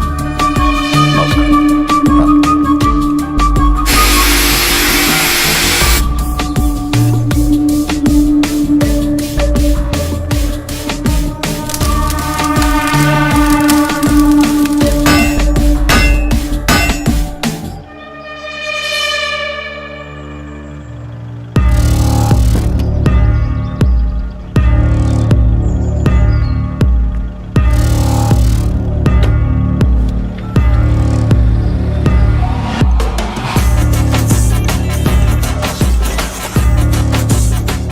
హలో సునీల్, వివేక ఇప్పుడే బయలుదేరినాడు క్యాంపెయిన్ నుంచి. ఓకే, ఇక్కడంతా నేను చూసుకుంటా.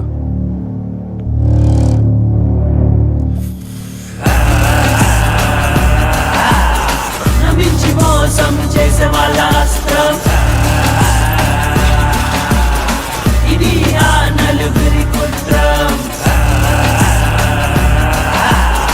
నమ్మించి మోసం చేసే వాళ్ళ అస్త్రం ఇది ఆ నలుగురి కుట్రం. వెంట నడిచినారు, ప్రేమ చూపినారు, అయిన వాళ్ళే వెన్నుపోటు పొడిచినారు. కుట్ర పొందినారు, విషము చిందినారు, కలియుగా నాశకునులై చేరినారు.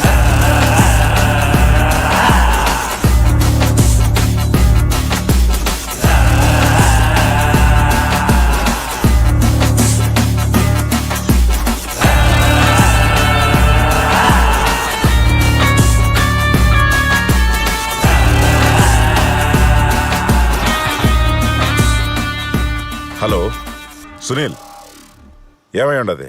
అంతా ఓకేనా? దస్తగిరి కదిలికిపోయినాడు. గొడ్డలు తీసుకొస్తున్నాడు.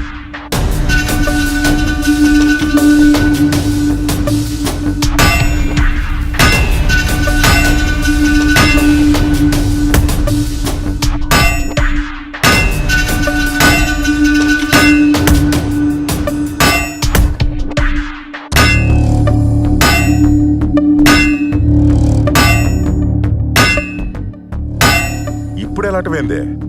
అయినా నువ్వెందుకు పంపించినావా? ఇదంతా ముందుగా చూసుకున్న పడలా? నీకేమైనా బుద్ధి ఉండదా? నువ్వేం కంగారు పడ మాకు, వాడు వస్తాడు.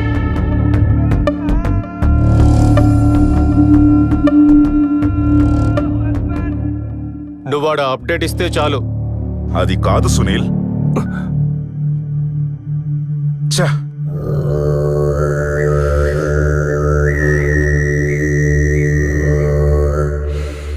ఏమైంది అవినాష్? ఎంతవరకు వచ్చింది? నాయనా, మనోళ్ళు ఆల్రెడీ అక్కడే ఉన్నారు. మనం కాసేపు కామ్గా వెయిట్ చేస్తే వాళ్ళ పని వాళ్ళు చేసుకొని వస్తారు. మీరు రిలాక్స్గా ఉండండి. ఇంతకీ అన్న ఏమంటున్నాడు? నవీన్ ఫోన్కి అప్డేట్స్ ఇవ్వమన్నాడు. జాగ్రత్తగా మెదడు వాడండి. ఏం చేసినా ఊరికే ఒకదానికొకటి చేసుకొని నెత్తి మీదేసుకోబాకండి. నాయనా, ముందు నువ్వు రిలాక్స్గా ఉండు. మిగతాదంతా నేను చూసుకుంటాను. ఊరికి నువ్వు భయపడి నన్ను భయపెట్ట మాకు.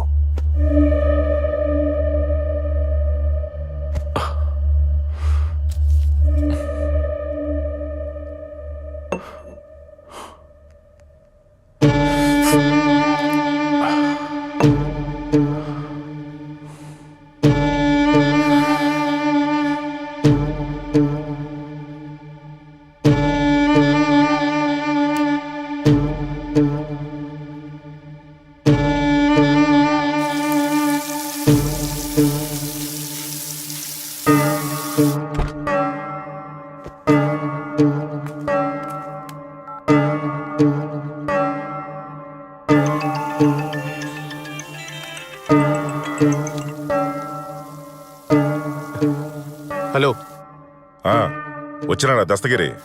ఇంకా రాలేదు. ఇక్కడంతా బాగానే ఉంటుంది.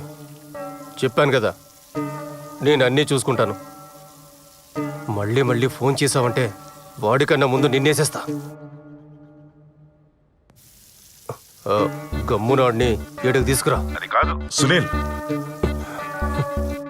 ఆ మాట పూర్తిగా వినకుండా కట్ చేసినాడే.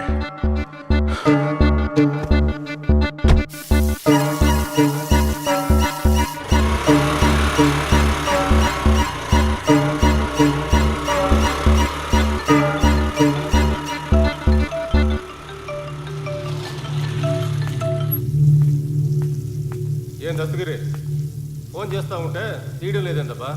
అన్నా డ్రైవింగ్లో ఉన్నానన్నా, టెన్షన్ అవుతా ఉంది. టెన్షన్ దేనికబ్బా? ఇంతకీ తెచ్చినావా లేదా? తెచ్చినానన్నా, బండిలో ఉండాది. సరే తొందరగా రా, పోయి మంత తాగుదాం. సరే అన్నా, వస్తాను. వీడేంటి ఇక్కడ? మళ్ళీ ఏ ఇంటి చుట్టే తిరుగుతూ ఉంటాడు? మొన్న వచ్చినప్పుడు కుక్క చచ్చిపోయింది. వీళ్ళంతా మళ్ళీ తిరుగుతున్నారంటే ఇంకేం ఘోరం జరగబోతాండాదో. ఈ విషయం అయ్యగారికి చెప్పాలి. ఆయన్ని ఎలాగైనా ఒప్పించి హైదరాబాద్కి పంపించాలి. అంత రెడీగా ఉండదన్నా, ఆ వివేక్ రావడమే ఆలస్యం.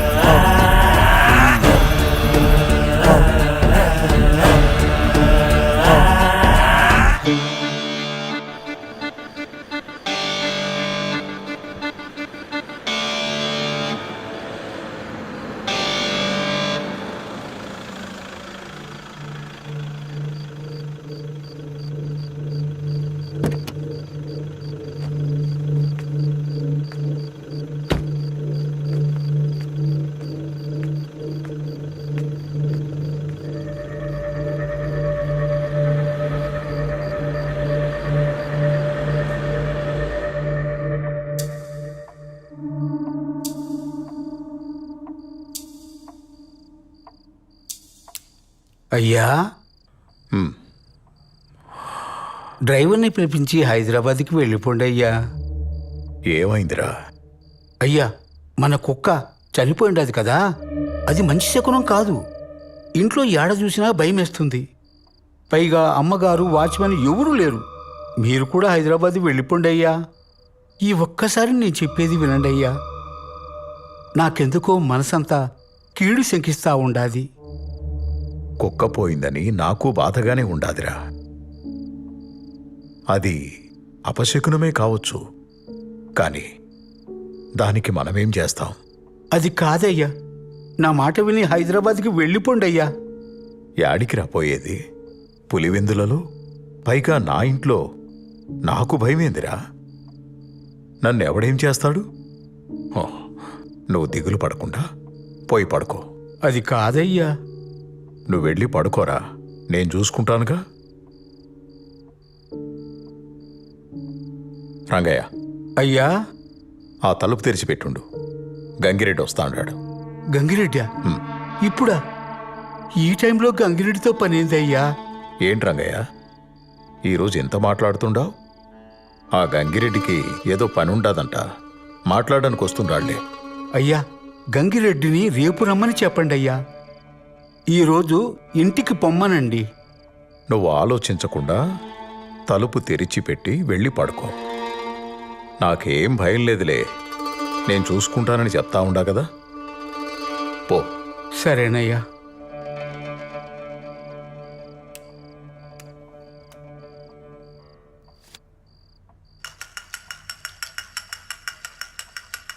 ఏందన్నా ఇప్పుడే వచ్చినారా?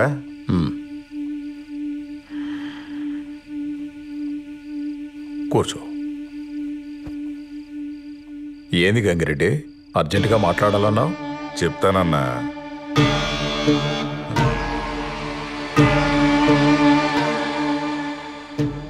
ఆ టైం కూడా వచ్చుండాది. దేని గురించి మాట్లాడాలి గంగిరెడ్డి? మీ గురించే బాధపడతాండన్నా. నా గురించా? నా గురించి ఎందుకు రెడ్డి? పాపం, ఇంట్లో నువ్వు ఒక్కడివే ఉండవు, కనీసం సెక్యూరిటీ కూడా పెట్టుకోలేదే. కాస్త జాగ్రత్తగా ఉండబాళ్ళా? ఎప్పుడేం జరుగుతుందో చెప్పలేం కదన్నా. నాకు సెక్యూరిటీ దేనికి రెడ్డి?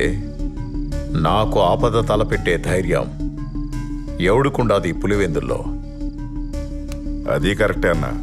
మీరు పొద్దున్నుంచి క్యాంపెయిన్ చేసి అలసిపోయి ఉంటారు. మీరు పోయి స్నానం అది చేసి రండి. నేను ఏడ్నే ఉంటాను, తర్వాత మాట్లాడుకుందాం. సరే, ఏడ్నే ఉండు, వస్తాను.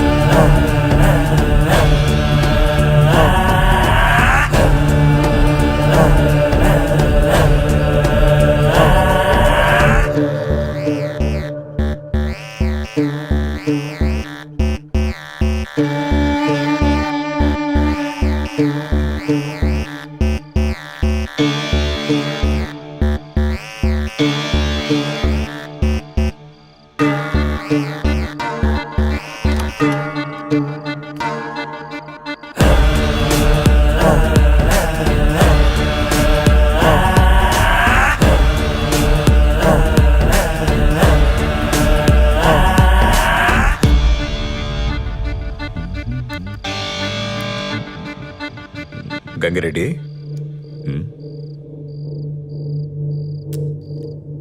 ఈ టైంలో వీళ్ళేంటి ఇక్కడ? అదేనా, ఆ బెంగళూరు సెటిల్మెంట్ గురించి మాట్లాడదామని వచ్చుంటారులే. మీరే కంగారు పడకండి అన్నా, అంతా నేను చెప్తాలే కానీ మీరు వచ్చి కూర్చోండి అన్నా. ఆ సెటిల్మెంట్ పంచాయతీ ఎప్పుడూ అయిపోయింది కదా.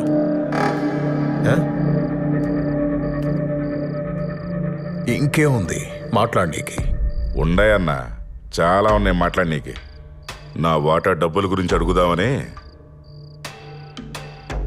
ఆ సెటిల్మెంటు డబ్బులు వస్తాయని స్వార్థంతో చేసింది కాదు గంగిరెడ్డి. ఇచ్చిన మాట కోసం చేసి పెట్టింది. దాని నుండి ఒక్క పైసా కూడా నేను ఆశించలేదప్పా. మరి నీకెందుకు ఇలాంటి దుర్బుద్ధి పుట్టిందో తెలియడం లేదు. అవును, నేను దుర్మార్గుడినే. నాకు నా డబ్బు కావాల్సిందే. నువ్వు ఇచ్చిన మాట కోసం చేసావో నీ స్వార్థం కోసం చేసావో అదంతా నాకు అనవసరం. నా డబ్బు నాకు కావాలి. ఎన్నిసార్లు చెప్పాలయ్యా నీకు? అర్థం కావట్లేదా? ఇది డబ్బుల కోసం చేసింది కాదు. దీని గురించి మర్చిపో. మళ్ళీ ఈ మ్యాటర్ గురించి మాట్లాడాల్సిన అవసరం లేదు. మాట్లాడితే వెళ్ళిపోతాండో. కూసో. నా డబ్బు నాకు కావాలి, నా వాటర్ నాకు కావాలి. ఇస్తావా లేదో చెప్పు. ఆల్రెడీ నీకు చెప్పాను కదా, ఇంకేముంది మాట్లాడడానికి? దీని గురించి మాట్లాడడానికి ఏమీ లేదు. అర్థమవుతుందా? అవదో, నాకు అర్థం అవ్వదు. నా వాటా నాకు కావాలి అంతే. ఇస్తావా లేదా చెప్పు. నా దగ్గర డబ్బు లేదు, నేనివ్వను. ఏంట్రా మాటలతో చెప్తే అర్థం కదా, చేతులతో చెప్పాలా? నువ్వు సెటిల్మెంట్ ని డబ్బు కోసం చేసావో దేనికోసం చేసావో మాకు తెలుసు. మా డబ్బు మాకు కావాలి, ఇస్తావా లేదా? సునీల్, వాణ్ణి అంత టార్చర్ పెట్టాల్సిన అవసరం లేదు. ఆడికి ఆల్రెడీ స్టంట్ వేశారు. కిందికి లాగి గుండె మీద 2 గుద్దు, ఊపిరి అలాగే ఆగిపోతుంది.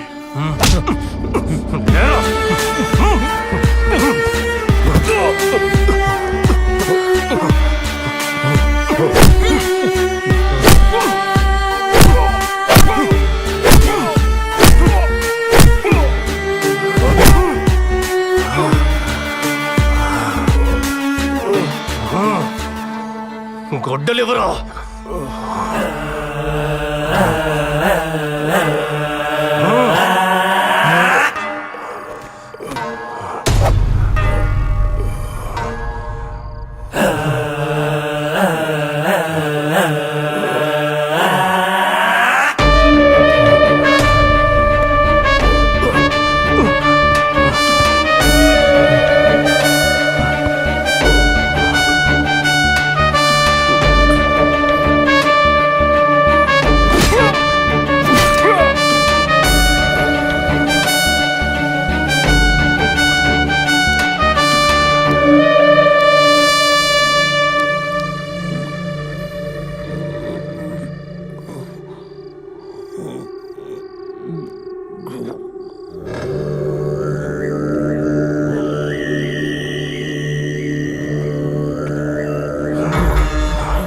రేయ్, రాయిరా. మేం చెప్పినట్టు లెటర్ రాయ్. రాయమంటుంటే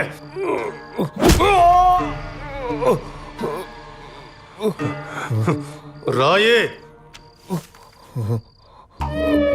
నేను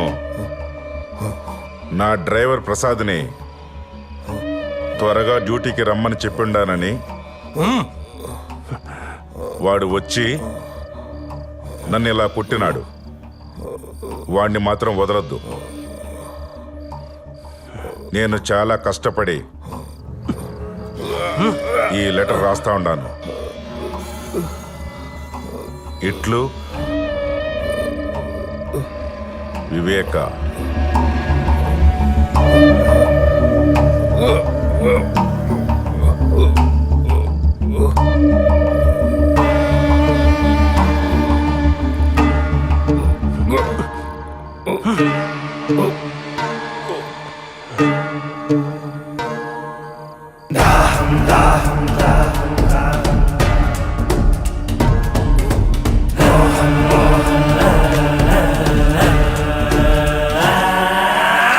దాహం దాహం అధికార దాహం,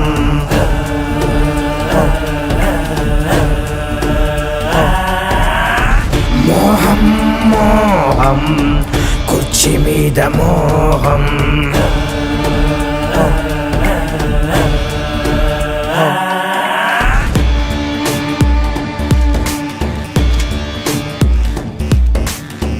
మరిచింది రక్త సంబంధం, ఆరింది పులివెందుల దీపం, పెరిగింది క్రోధం, ఇది జగన్నాథ వ్యూహం,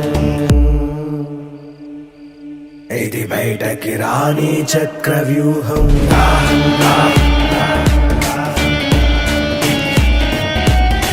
మోహం మోహం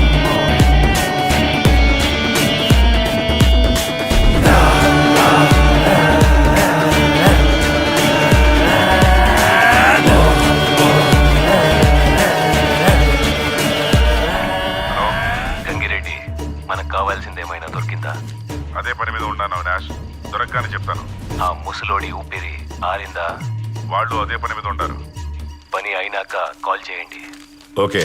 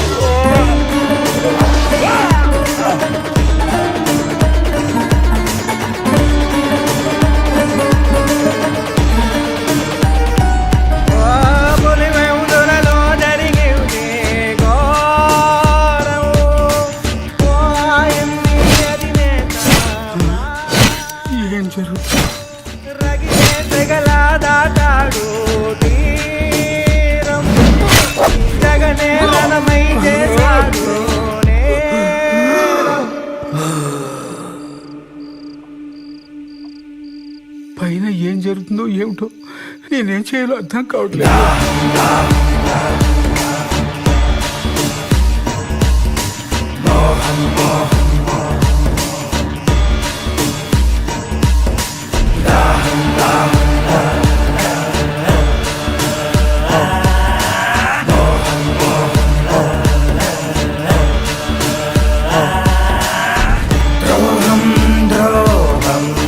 విశ్వాసద్రోహం మదనం మదనం తెర వెనక మరణం.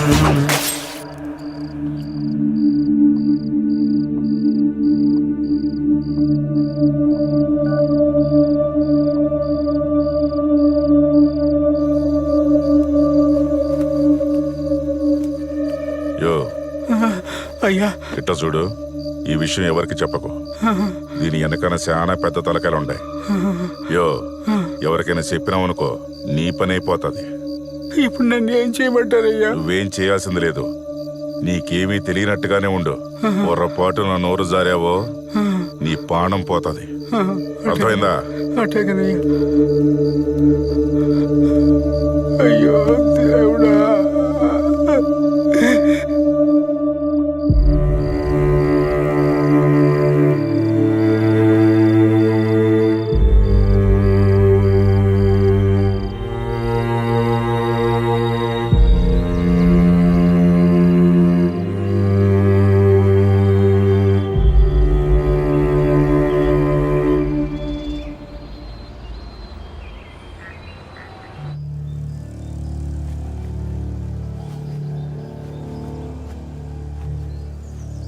ఏంటి సార్ ఇది? ప్రొసీజర్ ఫాలో చేయట్లేదు. ఇలా అయితే ఎవిడెన్స్ మొత్తం పాడైపోతుంది. ఇప్పుడు క్లీన్ చేయొద్దు సార్, ప్రొసీజర్ ఫాలో అవుదాం. ముందు నువ్వు కామ్గా ఉండు, మిగతావన్నీ నేను చూసుకుంటాను. అలా కాదు సార్, ఇలా చేస్తే ఆధారాలు పోతాయి. దయచేసి నా మాట వినండి.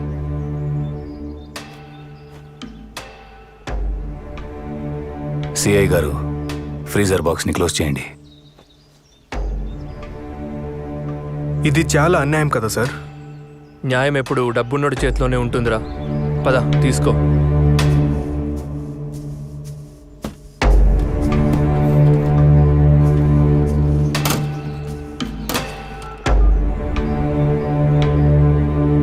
అన్నా, బాబాయ్కి హార్ట్ అటాక్ అయింది. బాత్రూంలో పడి తల తగిలి రక్తం పోయి చనిపోయాడని సునీతకు అప్డేట్ చేశాం. అన్నా, ఇక్కడంతా సేఫ్. బాడీ మొత్తం పూలతో కప్పేసి స్టిచ్చింగ్ చేసేసాం. ఫ్రీజర్ కూడా తెప్పించుండాం. నువ్వు తొందరగా వస్తే క్రిమేషన్ చేయించిద్దాం. నాకీడ చిన్న పనుండది, చూసుకుని బయలుదేరుతాను. సరే అన్నా. ఈ లోపు నువ్వు అక్కడంతా జాగ్రత్తగా చూసుకో.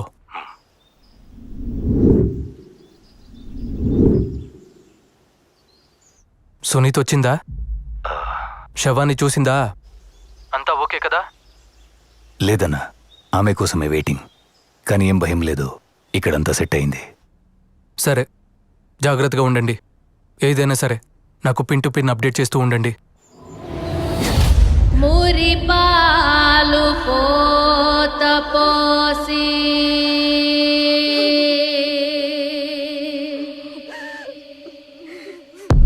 కనుపా. సరే అన్నా, సునీత వచ్చింది. నేను మళ్ళీ ఫోన్ చేస్తాను.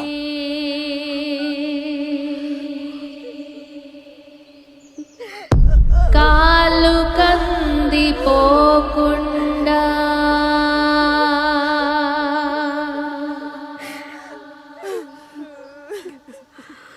నీడలాగా కాసినావు.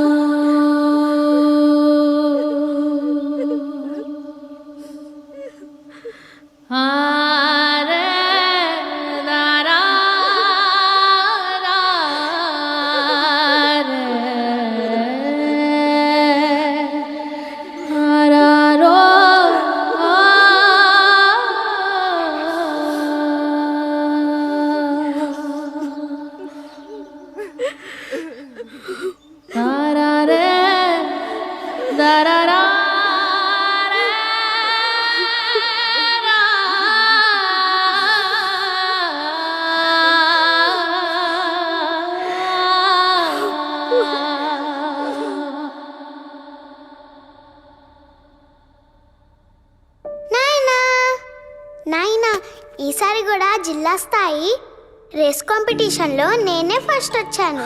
ఇదిగో ప్రైజ్ కూడా ఇచ్చారు. హా. నా చిన్నారి తల్లి, అన్నిట్లో నువ్వే ఫస్ట్ వస్తావని నాకు తెలుసు. ఇంతకీ నువ్వు పెద్ద అయినాక ఏమవ్వాలనుకుంటున్నావు తల్లి?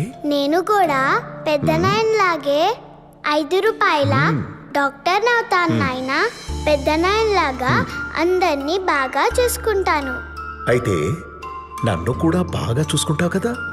నిన్నైతే పక్కనే ఉండి బాగా చూసుకుంటా నాయనా. నేను పక్కనుండుంటే ఇదంతా జరుగుండేది కాదు కదా నాయన. ఇదంతా నాదే తప్పు. నన్ను క్షమించండి నాయన. నా బంగారు తల్లి. వివేకాలు పంచే నాయనా,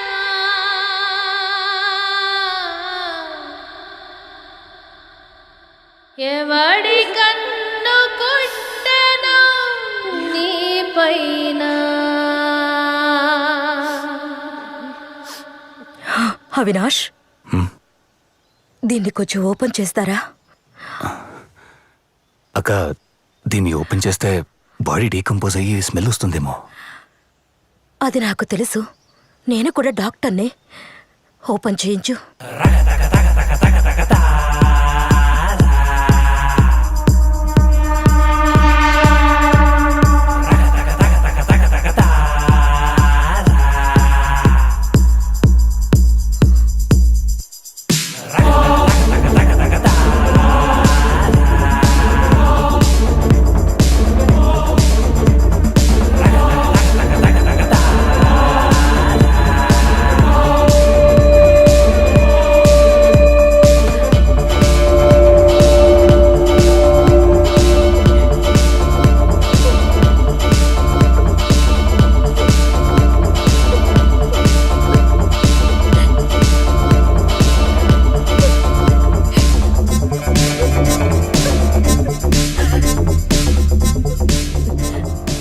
అవినాష్, నాయన బాడీని పోస్ట్ మార్టంకి పంపించు. ఎందుకక్క చచ్చిన మనిషిని మళ్ళీ చంపడం? పోస్ట్ మార్టం అంటే బాడీని చీల్చి చండాలం చేస్తారు. బాబాయ్ని ఇలాగే ప్రశాంతంగా పంపించేద్దాం. పోస్ట్ మార్టం అంతా వద్దనుకుంటా. అవినాష్, చెప్పింది చెయ్యి.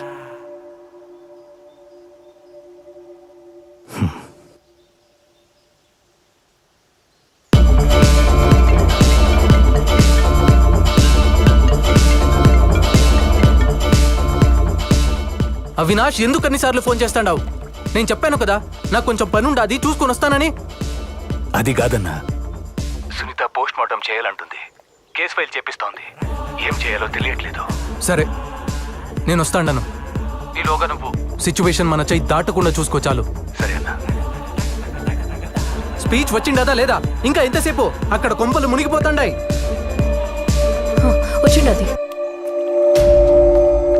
ప్రజల నుంచి సానుభూతి పొందేందుకు బాబాయ్ హత్యని రాజకీయంగా వాడుకున్నాడు.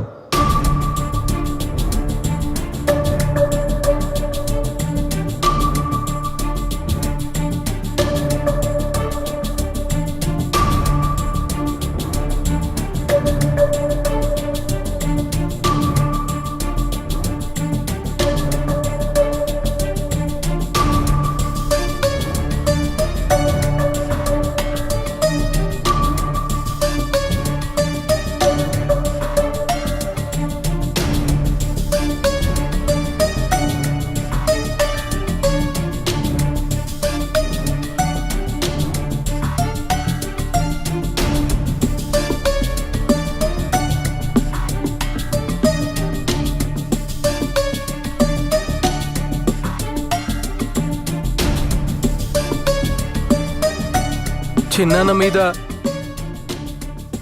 జరిగిన ఈ ఘటన నిజంగా అత్యంత దారుణమైన, రాజకీయంగా అత్యంత నీచమైన చర్య ఇది.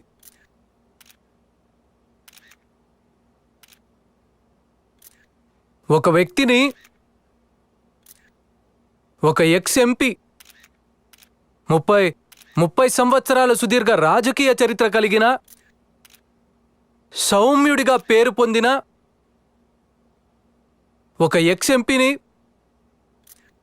అతి కిరాతకంగా ఇంట్లోకి చొరబడి చిన్నానను బెడ్రూమ్లో బెడ్ పక్కన గొడ్డలితో నరకడం జరిగింది. జరిగిన తర్వాత తల మీదే దాదాపుగా 5 సార్లు గొడ్డలితో నరికారు. నరికిన తర్వాత తాను బాత్రూంకు వెళ్ళి బాత్రూంలో రక్తం కక్కుకుని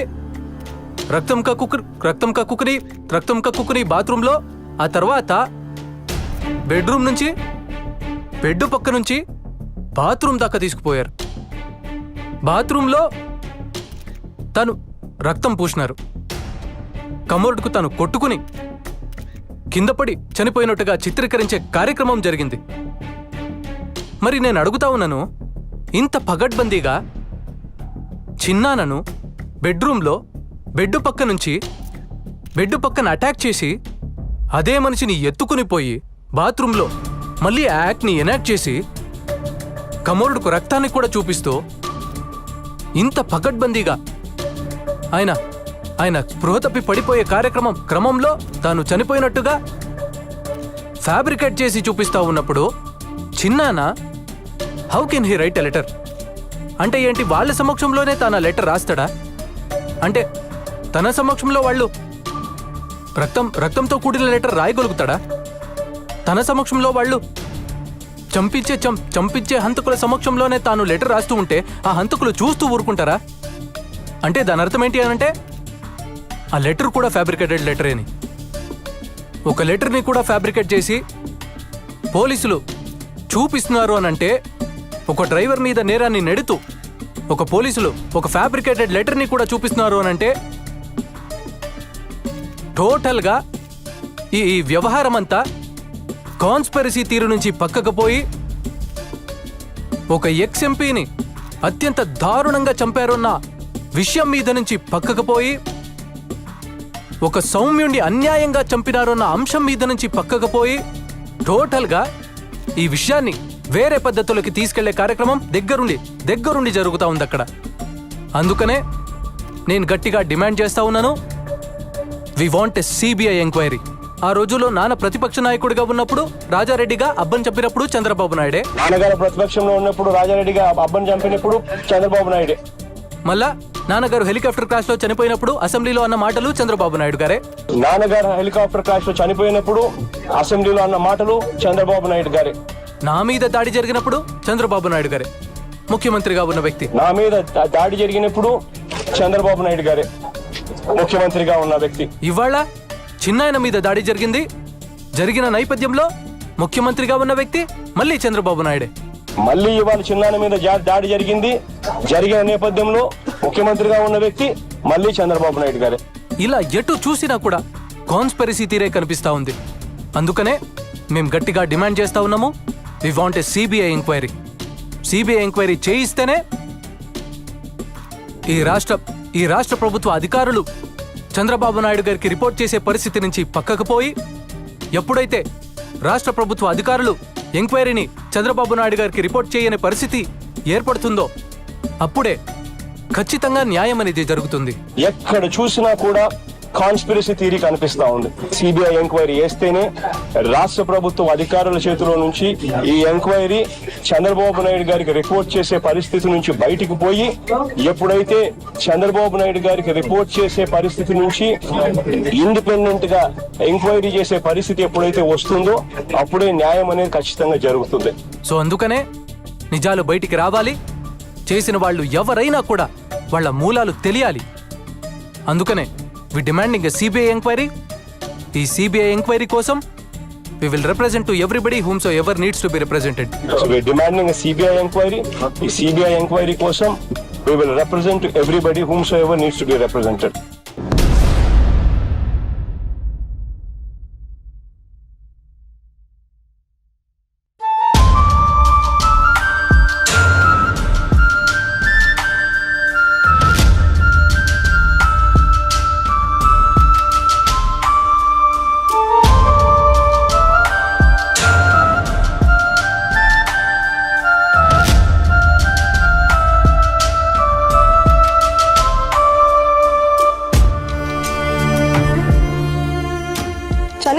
వ్యక్తిని గురించి రకరకాలుగా అవమానిస్తుంటే బాధపడ్డానండి. కూతురిగా మరింత కుంగించినాను. ఒక పెద్ద ఫ్యామిలీ మీద ఇన్ని మచ్చలు ఆరోపణలు వస్తుంటే తట్టుకోవడం ఎవరికైనా కష్టం. ఫేర్గా విచారణ జరగాలి. దోషులు ఎవరైనా, ఎంతటి వారైనా శిక్ష పడాలి.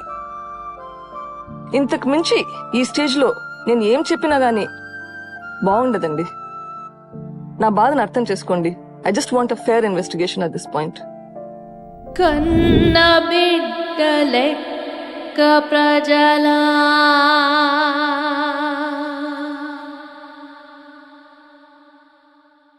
బాగు నీవు కోరినావు,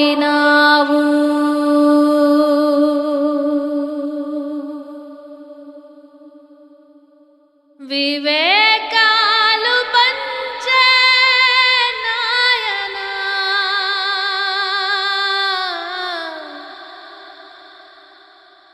ఎవడి కన్ను కుట్టెను నీ పైన